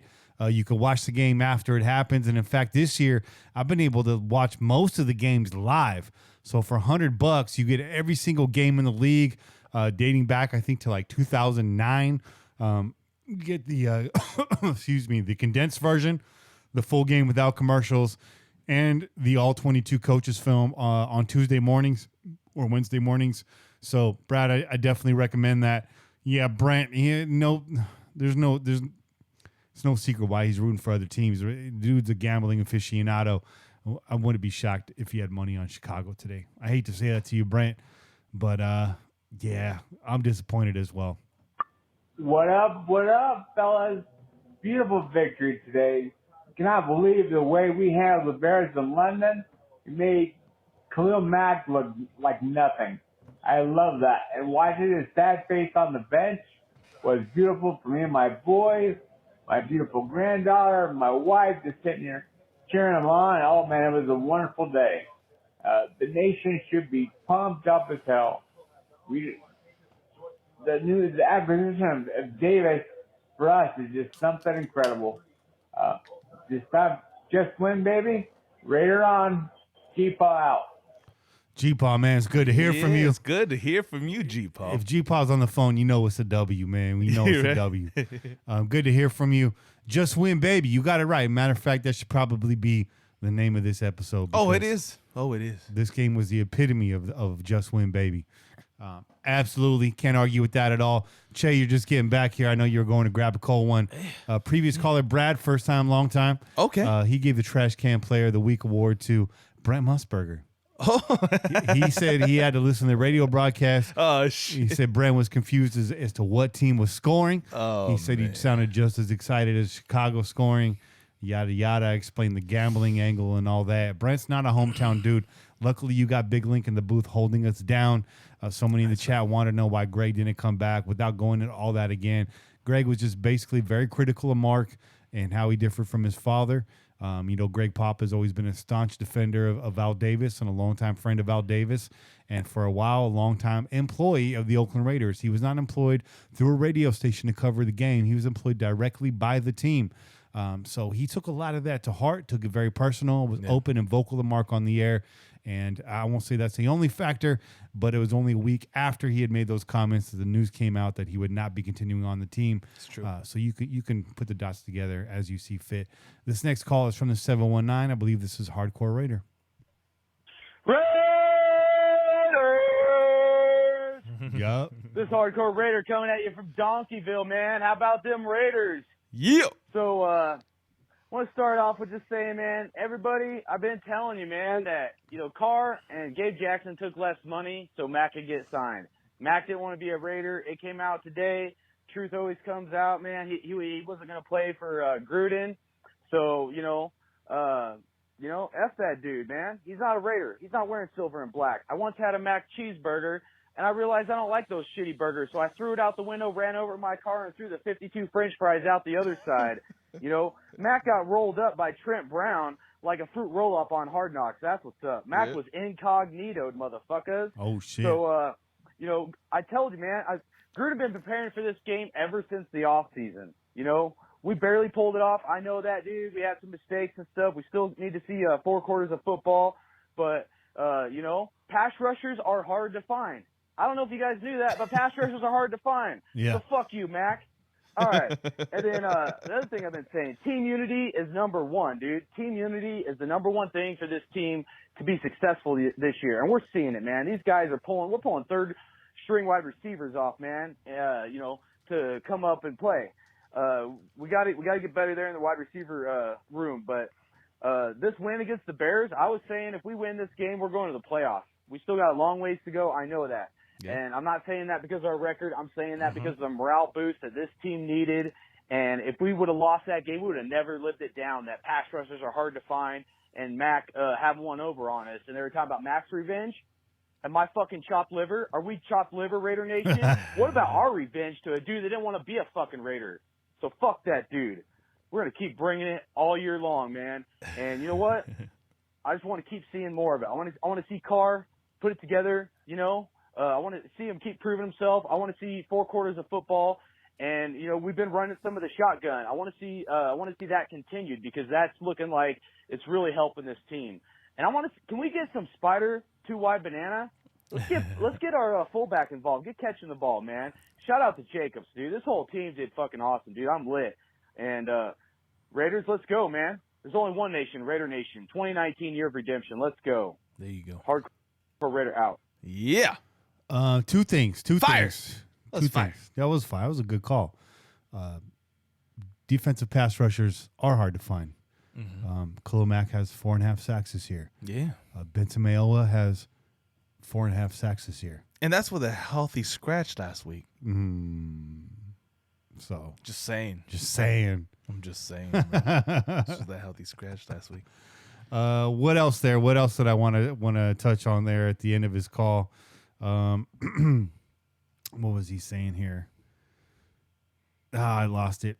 It's all good. I It's all lost good. it. Listen, that I think what your boy Hardcore basically said was, go ahead. You found it. Spider 2-wide banana. Yeah. So I saw a play today, a similar concept, except it went to Moreau. Yeah. Coming from the other side of the offensive line, but they basically flood the right side of the field and get Moreau running back to the left and hit him in the flat, and he runs up for, I think it was like a good 20-yard gain, 22-yard gain right there. So I called that play Spider 3-wide plantain. Okay. Yeah. I dig it. Listen, I also heard Gruden talk about it because somebody asked about that play earlier in the season. They're like, oh, when are we gonna see some Spider 2-wide banana? And he was like, oh well, we gotta be on the goal line. So you know he really I think that's where his preference is to call that play during that time when we're close to the end zone. But I mean at the same time, everybody knows Spider 2-wide banana, man. It's a famed fucking play now. So it's kind of like your boy Gruden can't really use it anymore because it would kind of be expected, right? So he's got to be more creative. Maybe we got to go with that plantain instead. That 3-wide plantain, dog. Spider 4-wide gas station burrito. That one's for just win, Johnny. Good call. Let's go to the 760. Empanada. He said empanada. Hell to the motherfucking yeah. El Guapo is happy as a motherfucker right now. Yeah. Not only was I working all goddamn day, didn't get to see us play too much. I got bits and pieces here. I was a little worried, but I'm fucking glad we kicked the shit out of the motherfucking Bears, man. Fucking A, man. I'm so happy. So happy I got to use fuck every 5 seconds, man. God damn it, it was a fucking good game. You do your thing. Not only that, I was working with a bunch of fucking Bear bitch-ass fans, and I'm just, I had a smile on my face all day. You couldn't have fucked my day up. Where are all these Bears fans at, man? I don't know. I don't see them. We're sheltered from Bears fans. I know 2 Bears fans in my hometown. That's about it. And I just saw one of them earlier this week at the hardware store. He was wearing his Bears hat. Didn't say anything. I just kind of I was like, hey, how you doing, bro? No comment. It's good to see you, dog. Took that Khalil Mac angle. I will say this. My former best friend, whose initials are Chris Reimers, grew up a Bears fan. There's some long, elongated initials, dog. Yeah, very specific initials. Family was, dad was a Chicago fan, so, you know, a legit Chicago fan. Hey, can't be mad at that. Grew up out here, introduced me to the Bulls, and, you know, definitely kept an eye on them in the 90s, even though I'm a Warriors fan. So got love for Chris, former best friend. Kind of did me wrong coming out of high school. So we went our separate ways. So I just wanted to offer my condolences to Chris and just give you a nice, warm, hearty, go fuck yourself. How those Bulls doing, dog? I haven't talked to you in 25 years. You can go fuck yourself today. Sorry. I'm on Facebook. Let me get back to Instagram and you can find me. Twitter. Let me get back to a happy Thunder-free WAP. Only that, I got a time and a half today. So today was a motherfucking good day, and I'm happy as shit. We got a bye. I mean, what is there to bitch about? We beat a team, a good team. We beat a badass defense. this defense that everyone said that Carr was going to get smashed by. Hell yeah. And fuck Mac. Fuck the Bears. Fuck any other team. It's motherfucking Raiders till we die. Hell yeah. I'm on my way home. Going to go drink and smoke and call it a day. Wapo out. Yeah, boy. All right, Wapo, man. Bringing that happy thunder. Those happy little storm clouds. Little Bob Ross right there. He's doing little happy clouds. Little happy trees. Let's go across the pond, I think. Let's do it. Kenny, Oh, my bad. Jay, my boy Kane, every motherfucking man in Raider Nation that's out there, woman, child, alien, every motherfucker. What a few days it's been. This is London Raider, Somerset Raider now, but London Raider. Holy fuck. Man, I met so many great people over the last 3 days from all over. And, wow, we pulled this shit out today. That's right. I don't want to say anything critical. I'll just save it for another day for the few negative things. But what a load of fucking balls this team has got, man. It's got them in the right direction. And anyone who came over, that is a hell of a stadium. So I hope whatever they build in Vegas. And I know, I understand, you'll fucking hate these trips to London. I get it, man. I would hate for Chelsea to go to American games. Like, you're going to fucking hate it in Vegas. But if they can build a stadium in Vegas like what they built at Tottenham, and this team can perform, man, there's going to be some amazing days. Alec Ingold, that kid is a bad motherfucker. And Foster Moreau, that dude is going to be great too. I met his parents. I was picking him up. The tight end coach was in the pub, in the bar. Yeah, I went up and said, yeah, what a great job you're doing, Foster Moreau. And there was a couple next to him.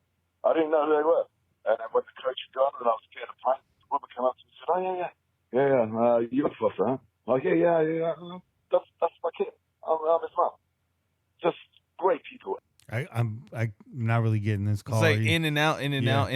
Hey, listen, London Raider, we appreciate your call, man. We totally can feel the fucking excitement, right? We can feel the excitement in the call, and take no offense to us stopping it because we want to hear what you have to say, but it's a little difficult to listen to, man. I appreciate the international charges. Absolutely, man. But man, I know Raider Nation's probably bogging down the cell network out there right now, so that's not on you. That's on the passion of the silver and black. So let's head out to the 970 here. Here we go. You fellas had to call back. I know my message was too fast, but what a performance by Josh Jacobs. That is the most incredible pickup we had in our first-round draft this year. And you haven't seen much of Clone Farrell. I know he's hurt, but we need to hear his name in the future. Okay? Let's go, guys. I need to hear what you guys think. I'm so excited. My sons and I were sitting here watching the game, making jokes whole time. And we were talking about Fontez perfect and perfect every time. Great podcast. Love you guys. Later. Love you too, man. Thanks for the call again. Yeah. 719. Touchdown! Raiders! Great Papa ain't got shit on me, man. This hardcore Raider. I just wanted to give you one more, man. Touchdown Raiders. Damn, man. I still feel like I'm on cloud 9. I wanted more execution, and what did we get? More execution, baby! Let's go! I'm out. No, that was hardcore. That's definitely hardcore.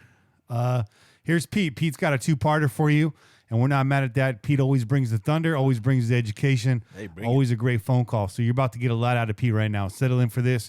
This should be a good call. Kenny Che Kane, what's up, Pillagers? This is Pete. How are we doing?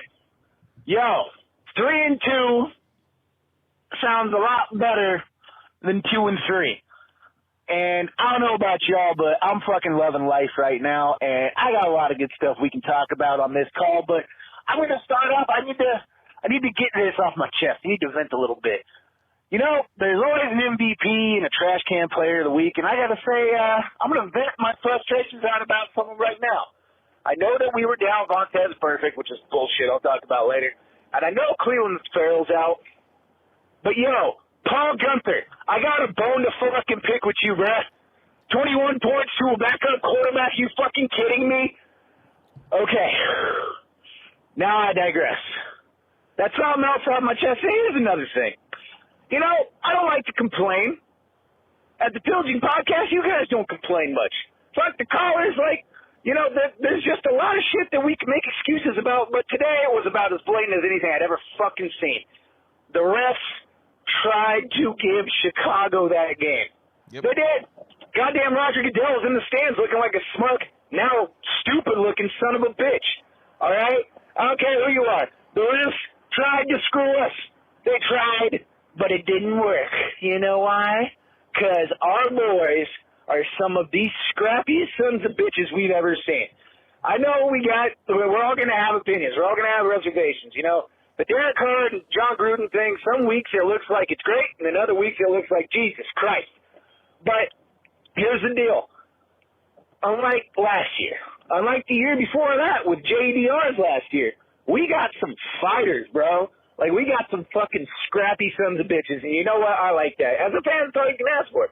If you're not a good team, at least try to pretend you are. Now, my MVP of the week, it's a collective. It's a group. It's the offensive line. I mean, we are a zone-running team, and we do it to damn near perfection, man. It's fucking awesome. I love it. Oh, Josh Jacobs is our baby boy. He's a star is born and a new favorite Raider. It's good stuff, man. And you know what? It's just a lot of good shit. I'm really happy about this. We should all be happy. We should take it for what it is. We looked sharp. Derek Carr repoised himself. And I don't want to hear this Derek Carr was scared for a little bit, blah, blah, blah. No. The defense figured out our play calling, and he was miffed because he knew. All right? That's at least what I saw. I didn't see scaredy cat Derek Carr, so you don't know how that guy looks. And it wasn't so bad. So, look, everybody, let's enjoy this. All the analysts, everybody who's talking shit all week about a revenge. He will continue, but really quick before he does, back off PG a little bit. I think Shea already pointed it out. Those scores, that's coming off a momentum shift. Yeah. It really is. Yeah. Really is. So I'm going to give it up to PG. He did a great job this week, getting a lot of pressure. Look at the guys he's working with. He didn't even have Pharrell out there taking up bodies and in the run game. So, look at the yards that Chicago put up versus us. And at the end of the day, the defense, Time of possession. End of the day, the defense hung in there, did not break down in the fourth quarter, and especially in those final 2 minutes. So I'll give it up to them. The other thing, what were you talking about here? The offensive line. Yeah, I mean, I think that's what I had to say about that. I think I lost it, but that's okay. No, it's all good, man. I think you hit all the points that needed to be hit, though. Yeah, you did good. You did good, Pete. But let's let you continue on. Oh, that's what it was. The ref screwing us. The look on John's face on the sideline. John was going through some PTSD. Yeah. John saw snow on the ground this afternoon. He was not happy about it. He was angry, bro. Had that happened prior to halftime, that locker room speech would have been something like, I've been screwed before. I'm not getting screwed again. Mm-hmm. Let's go back out there and punch these guys in the mouth. Mm-hmm. Right? Yep. But the team responded regardless. Pete, part deux. Hey, the lady just legit said bye. No warning, no nothing, no beep, beep, beep. And cut your boy off like that. What's up, everybody? It's Pete. I'm back. I just wanted to finish my point, man. Look, Pete is when unhinged, it comes to today, and one thing I'm happy about, and I usually don't double call, is all week, all of us heard it. We heard it. We heard it all week. In specifics, NBC Sports at one point said, why, oh, wow, this shows a lot about Indianapolis last week getting beat by a bad team. Oh, Chicago's just going to throttle them. Oh, yeah, that fellow that wears number 52 is going to have a revenge game and da-da-da-da-da. Oh, by the way, Indianapolis beat the Kansas City Chiefs. Of course, If you're listening to this, you know that already. So crack open another chela. Yeah. But we collectively shoved our foot up every single one of their asses. And it feels great. Now, one thing about next week that I want to talk about, because this obviously isn't going to last forever. But look, out of the NFC North, we're playing the NFC North as a collective this year. I think the Packers are the best team. Next week, we are not out of the woods yet. All right? Just because we're in London, just because we know the NFL fucking hates us and has exhausted a lot of options for whatever, like, there's no excuse next week. Packers are a very good team. I just want to see the same fight that I saw last week. You know, we ain't there yet, but damn it, we're trying. And that's what matters to me. So anyways, I'm out now. Thanks for the call. Can't wait to hear from you guys. Late. Yeah. Hey, next week's a bye week, so don't forget that, Pete. We got that in our favor. Yeah, I know a lot of you want to ride this momentum into the next game, but we still got to fly back. And so this rest comes at a good time. Obviously, the NFL does it on purpose. Chicago's getting a bye week as well after this. So it's all scheduled in there. I like it. It's going to break up this road trip a little bit. We get to play against Green Bay.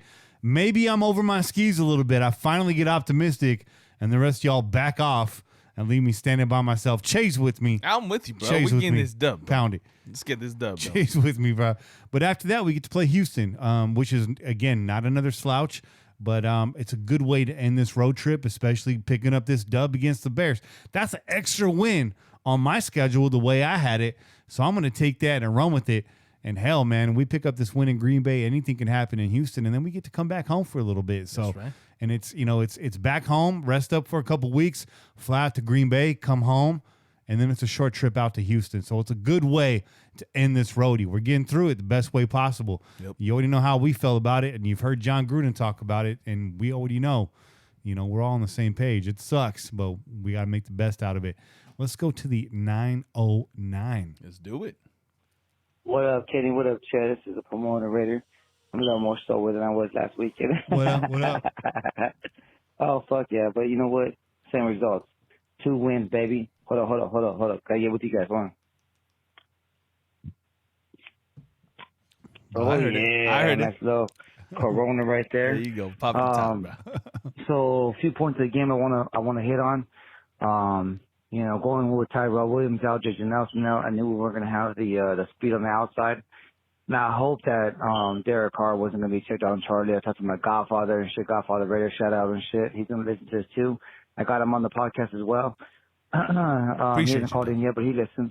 But I told him, the only way we're gonna win this game is if we go with tight ends, man. I mean, remember last year, Gruden, when he got to our team, he said he liked Derek Carrier. He was an X factor. He was a joker and shit. He played him all over the field, and we haven't seen that. You know what I'm saying? So then we drafted that kid out of LSU, Moreau. Yep. And then obviously we got Darren Waller. And to my uncle, I said, hey, the only way we're going to win this game against this defense is if we play our tight ends and our running backs. And then guess what? That's what we started doing.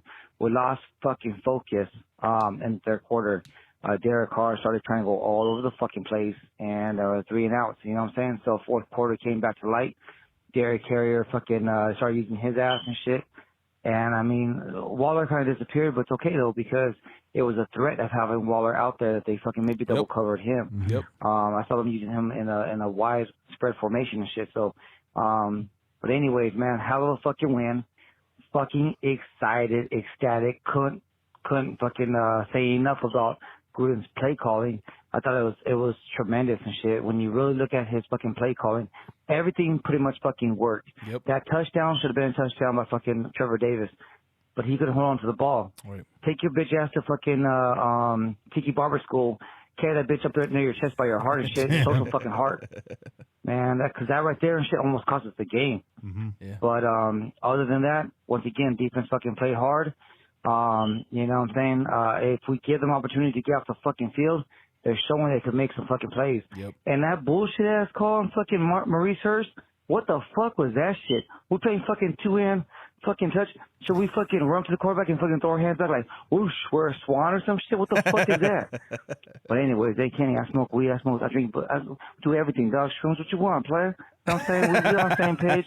You know what I'm saying? I'm sorry about last week and shit a little fucked up, but it's all right, though. Hey, man, shout out to you guys. I hope you guys are having fun. Hope you guys are pretty faded. I called you guys before I got fucked up, so shout out. Raider Nation, baby. 3-2. Who would have thought that? Yeah, real nice. Pomona, Raider, bro. Great call, Pomona. Great breakdown. Yeah, hell yeah. Call of the week so far, in my opinion. And good competition out there. Hardcore had a great call. Pete had a great call. But fantastic call, Pomona Raider. Me and you got a lot more in common than I realized. Yeah, right? Yeah. You learn more and more each day, dog. I'm just saying. We got to hang out sometime, dog. I got some tea I want you to try. You know what I mean? Tea time. Let's go to the 203. It's another two-parter, but it's short. What is good, my pillaging people? Just when Johnny calling in. What's up, Johnny? After a fucking close but good win. Excited, obviously, as the rest of Raider Nation because we just went in and fucking smacked Mac in the mouth with a little fucking guy named Josh Jacobs. You're fucking awesome, in my opinion. You know, if the Raiders were a song at the beginning of that game, it'd be Slayer, Raining Blood. Classic.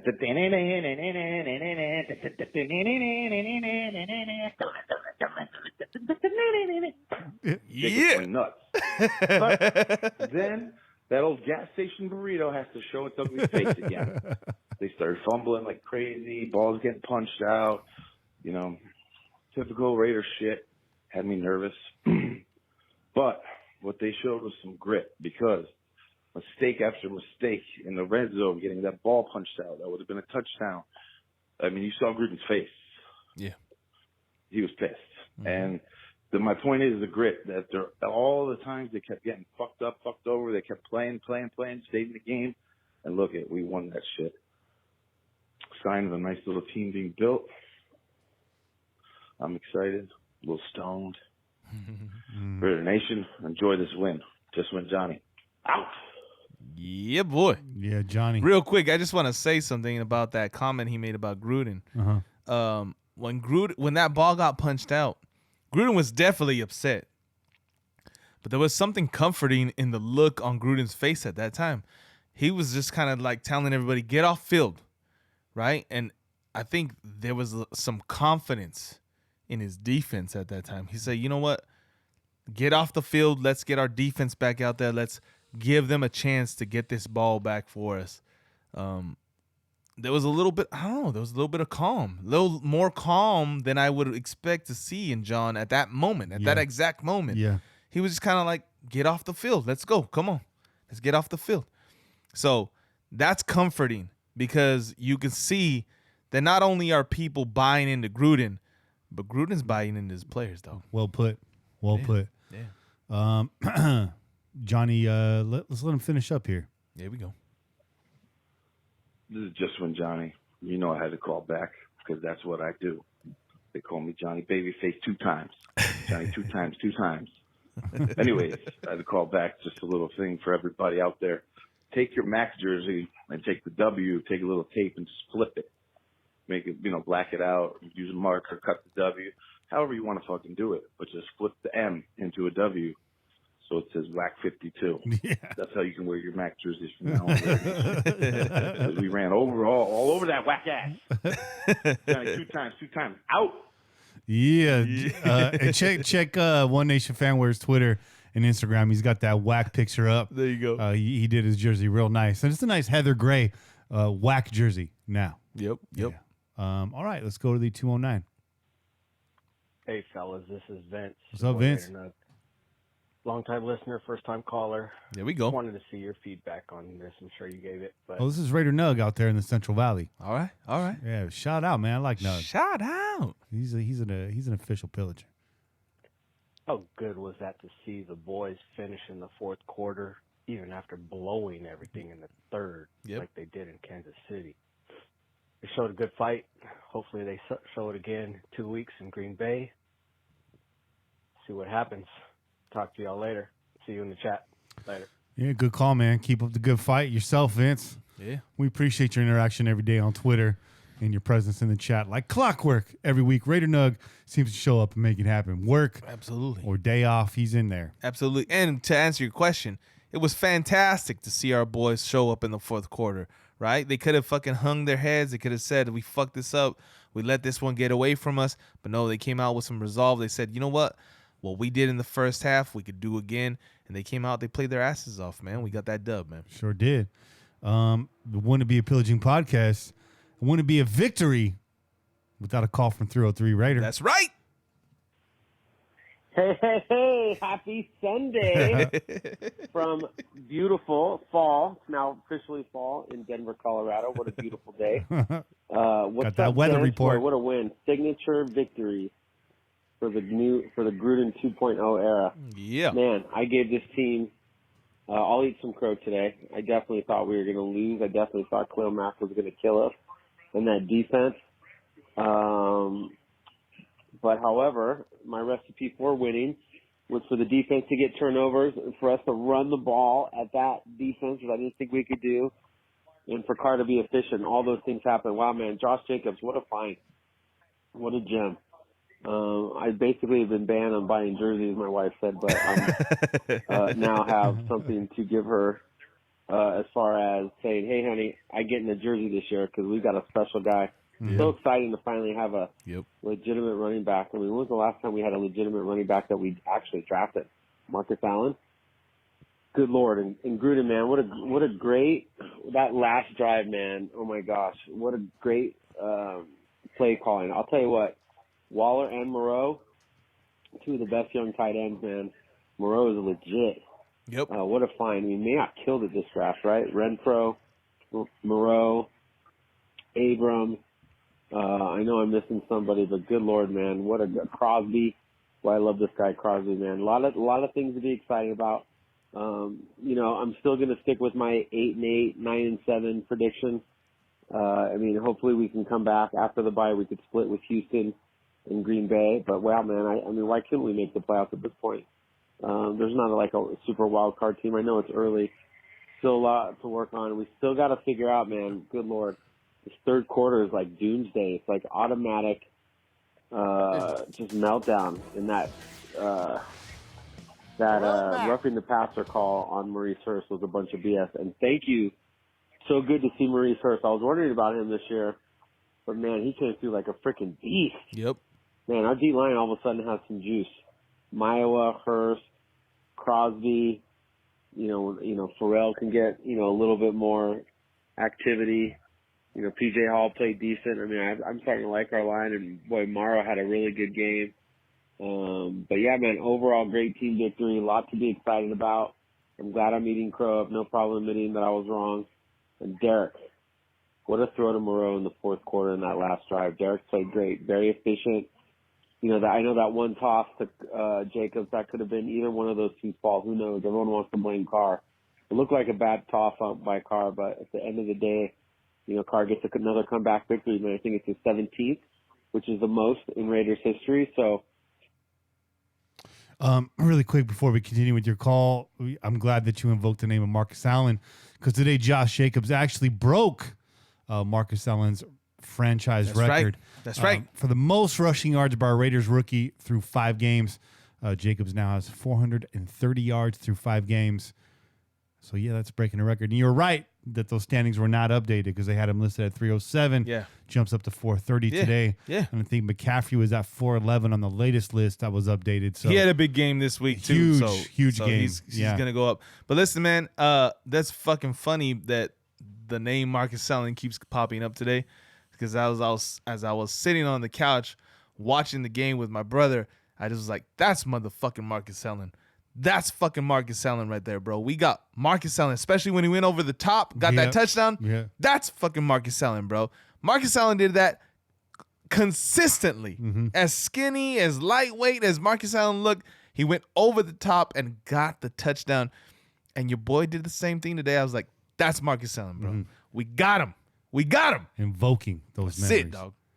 Memories drifting through the pages of our lives.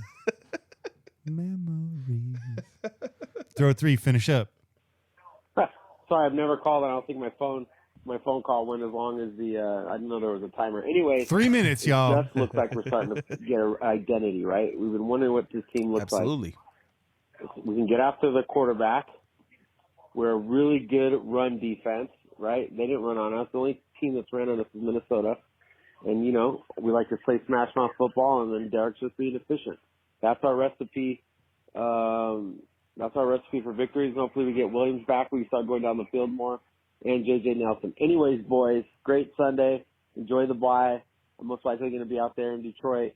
And we'll see you guys soon. Raider Nation, this is 303, and I'm out. Yeah, boy. All right, word. Yeah, come find us for that Detroit game. You know, 303. We'll have some cold ones for you waiting. Hang out for a little while. And there's a lot of people that are coming to that Detroit team. Yeah, it's gonna be a big one. It's gonna be There's gonna be a lot of people. Yeah, great call, man. I wanted to say too, you know, the identity of this team. I was never lost as to what the identity of this team was. I remember John Gruden. I know he's got new wrinkles, but the philosophy is the same: protect the football and smash people in the face. I will say the run defense is a new identity for us, which we welcome. What I want to know is what's our identity in games that we get behind. That's what I want to know. Right. That's the big question mark. So we got 2 more callers here, and then we're out. 559. Let's hear you. True, the Wookiee here. I follow both of y'all on Twitter. First time listener, first time caller. I think y'all doing is badass. I love it. Love the vibes, love the energy. Josh Jacobs is a beast. Trent Brown, don't fuck with him. Let's go. Raider Nation, baby. Yeah. Brown. We got to get that fucking sound effect. Yeah, we do. Brown. So, yeah, man, thanks for hitting us up, Wookie. You're in the shout-outs tonight. Call in, man. Call in more. Call in next week, or if we're on next week. More about that later. There you go. Let's finish up here. I wanted to save this call for last. This is your boy, Bobby Wasabi. That's right. It's your boy. Holiday Row. Whoa. That's right. Fucking Coach Chevy Gruden Chase over here. That's right. Fucking Coach Chevy Gruden Chase over here fucking pulling his head out of his ass and making some badass fucking plays right there, dude. Can't see the line, can you, Russ? Russ! Told you guys, didn't I tell you guys? No, you can't. We had to have fucking Randy Quaid out there, and that's what we had, dude. That crazy little, oh wait, they're gonna punt it. Nope. Got that first down, dude. Randy Quaid. Say it again. I'll keep saying it again, dude. As long as we on this vacation, as long as Chevy Gruden over here driving the station wagon. 'Tis the season. Wouldn't it be Christmas if the lines weren't any hotter? Then they are. Got to make sure that we keep reintroducing and making sure that Randy Quaid is always there, dude. It was amazingly disgusting what happened, man. I loved it, dude. It was awesome, and it was on fucking point, dude. Yeah. My only thing I gotta say is Richie. Come on, Richie. You know better than that. But you know what? We'll let it slide because you held your own, and you made damn sure that Mac ain't get no sack. You and fucking Miller, dude. The line was clicking. I loved it, dude. It was happening, dude. Speaking of happening, I'm going to have to give a super shout-out to our boy Josh Jacobs, man, the motherfucking MVP of the game right there, dude. Sucks that we had that little miscommunication earlier in the game, but you know what? Made up for it. Over here flying around, making sure he's in the end zone. It was awesome, dude. Not only that, who else was badass? Was fucking Mad Max, dude. That cat was crazy, dude. This motherfucker got soul, and he knows how to fucking hit and how to stop in the line, dude. It's great. I love seeing these fucking kids. I may even consider getting a Crosby shirt. I'm not too sure yet, dude. I mean, I still got to make sure I get that Mo Hurst jersey. So there you go. First and foremost, that's what happens, man. And speaking of Mo Hurst, right, putting a hurting on them mother scooters, dude. Shit, can't stop, won't stop. I said it. It was going to happen this fucking game, dude. Talk to my folks. They'll tell you. I said he was going to get a sack. And not only that, he fucking closed it out and made damn sure that fucking Chicago went home crying, dude, because we wasn't going to be going through that bullshit. Hell no, dude.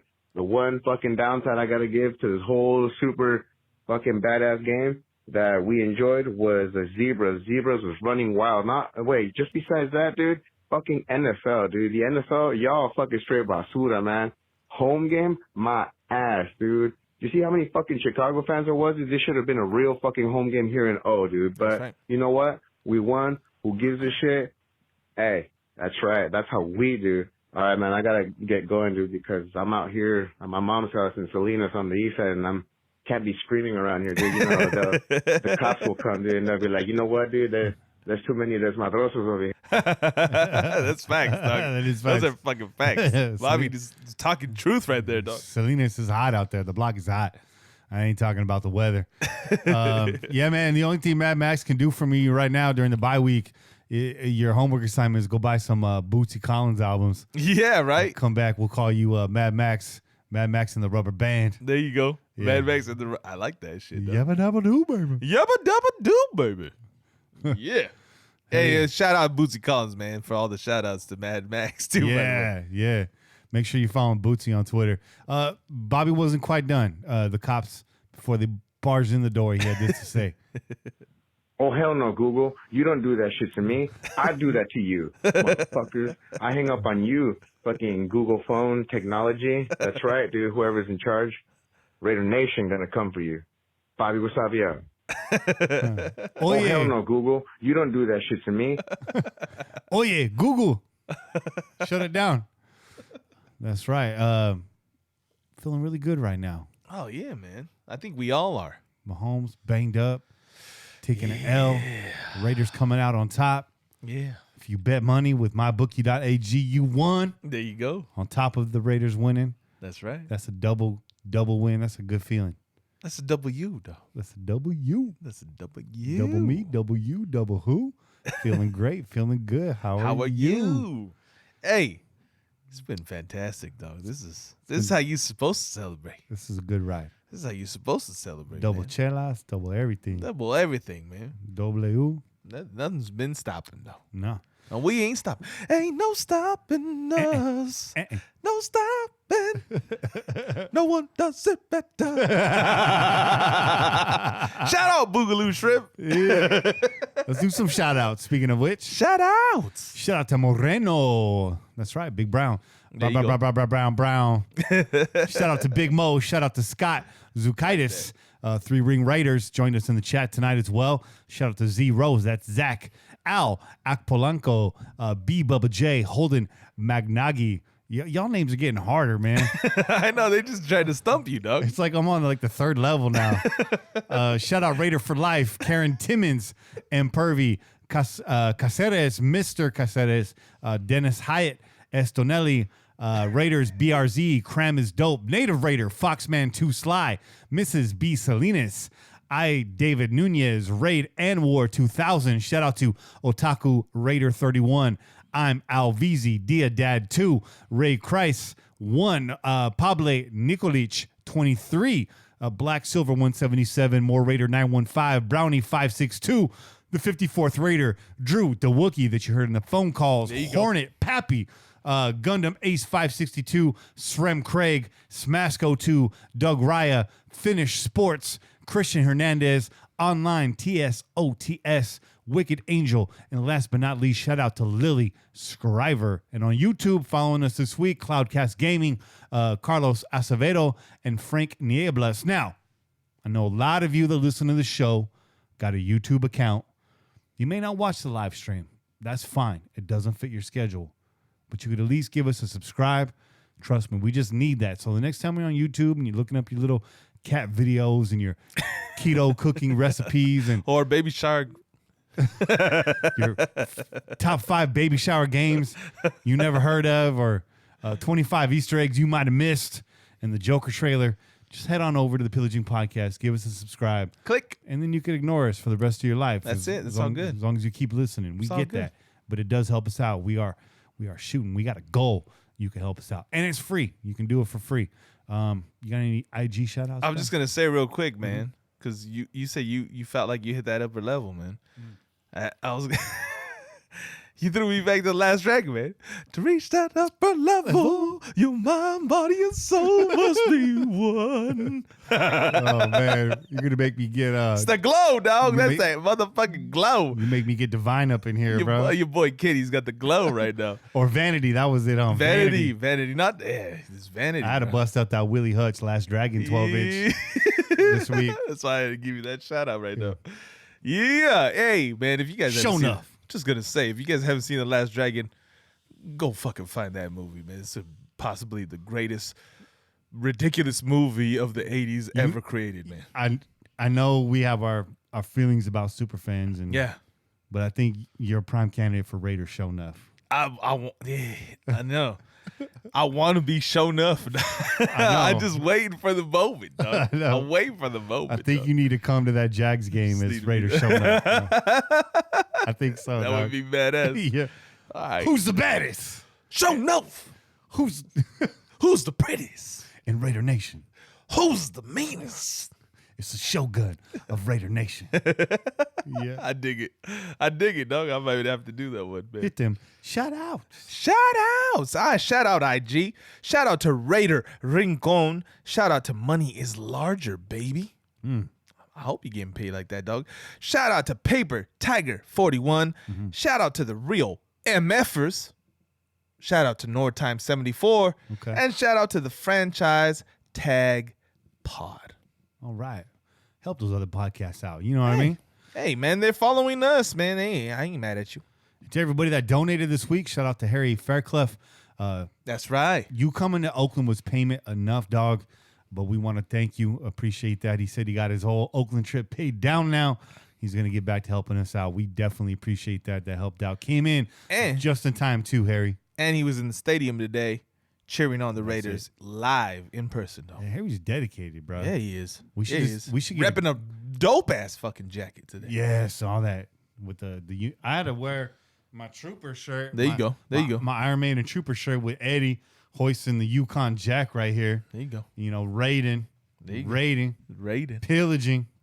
But Harry, man, appreciate it. We need to get like a cardboard cutout Harry just to kind of put right here. We got to get a whole fucking army of cutouts, dog. We got to get a Bobby Wasabi cutout, a Kane. We got to have a Kane cutout in here, man, because Kane can't be in here in studio all the time. I'll get a cardboard cutout for everyone that hits the $1,000 threshold. Oh, there you go. We got a couple of y'all. Hey, that's a good cause right there. I'm telling you, once we clean up the studio, we'll still rock with the green screens, but we'll have a studio cam in here too. We want to get a little fan wall going on. We got plans for the Crow's Nest. Oh yeah.